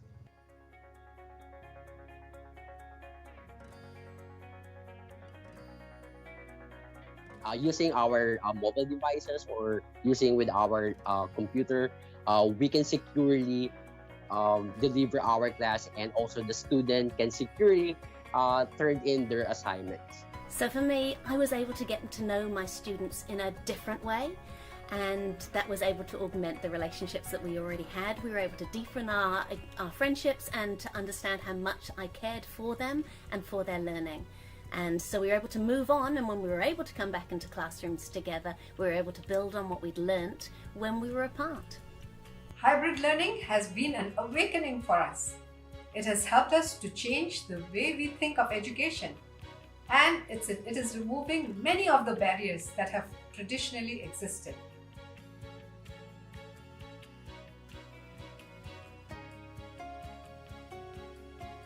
I'd like my teachers and my students to keep on being brave and to keep on pushing the boundaries of what can be done. It's so exciting to change things up and do things in a different way. Change isn't scary. Change allows us to do some incredible and different and amazing learning experiences. So keep being brave, keep doing it. Probably that sharing of devices, dealing with those equity issues, and making sure that we're connecting as many families as we possibly can. I would like the school to keep us students using Microsoft apps because it is really helpful, especially in the future when we work.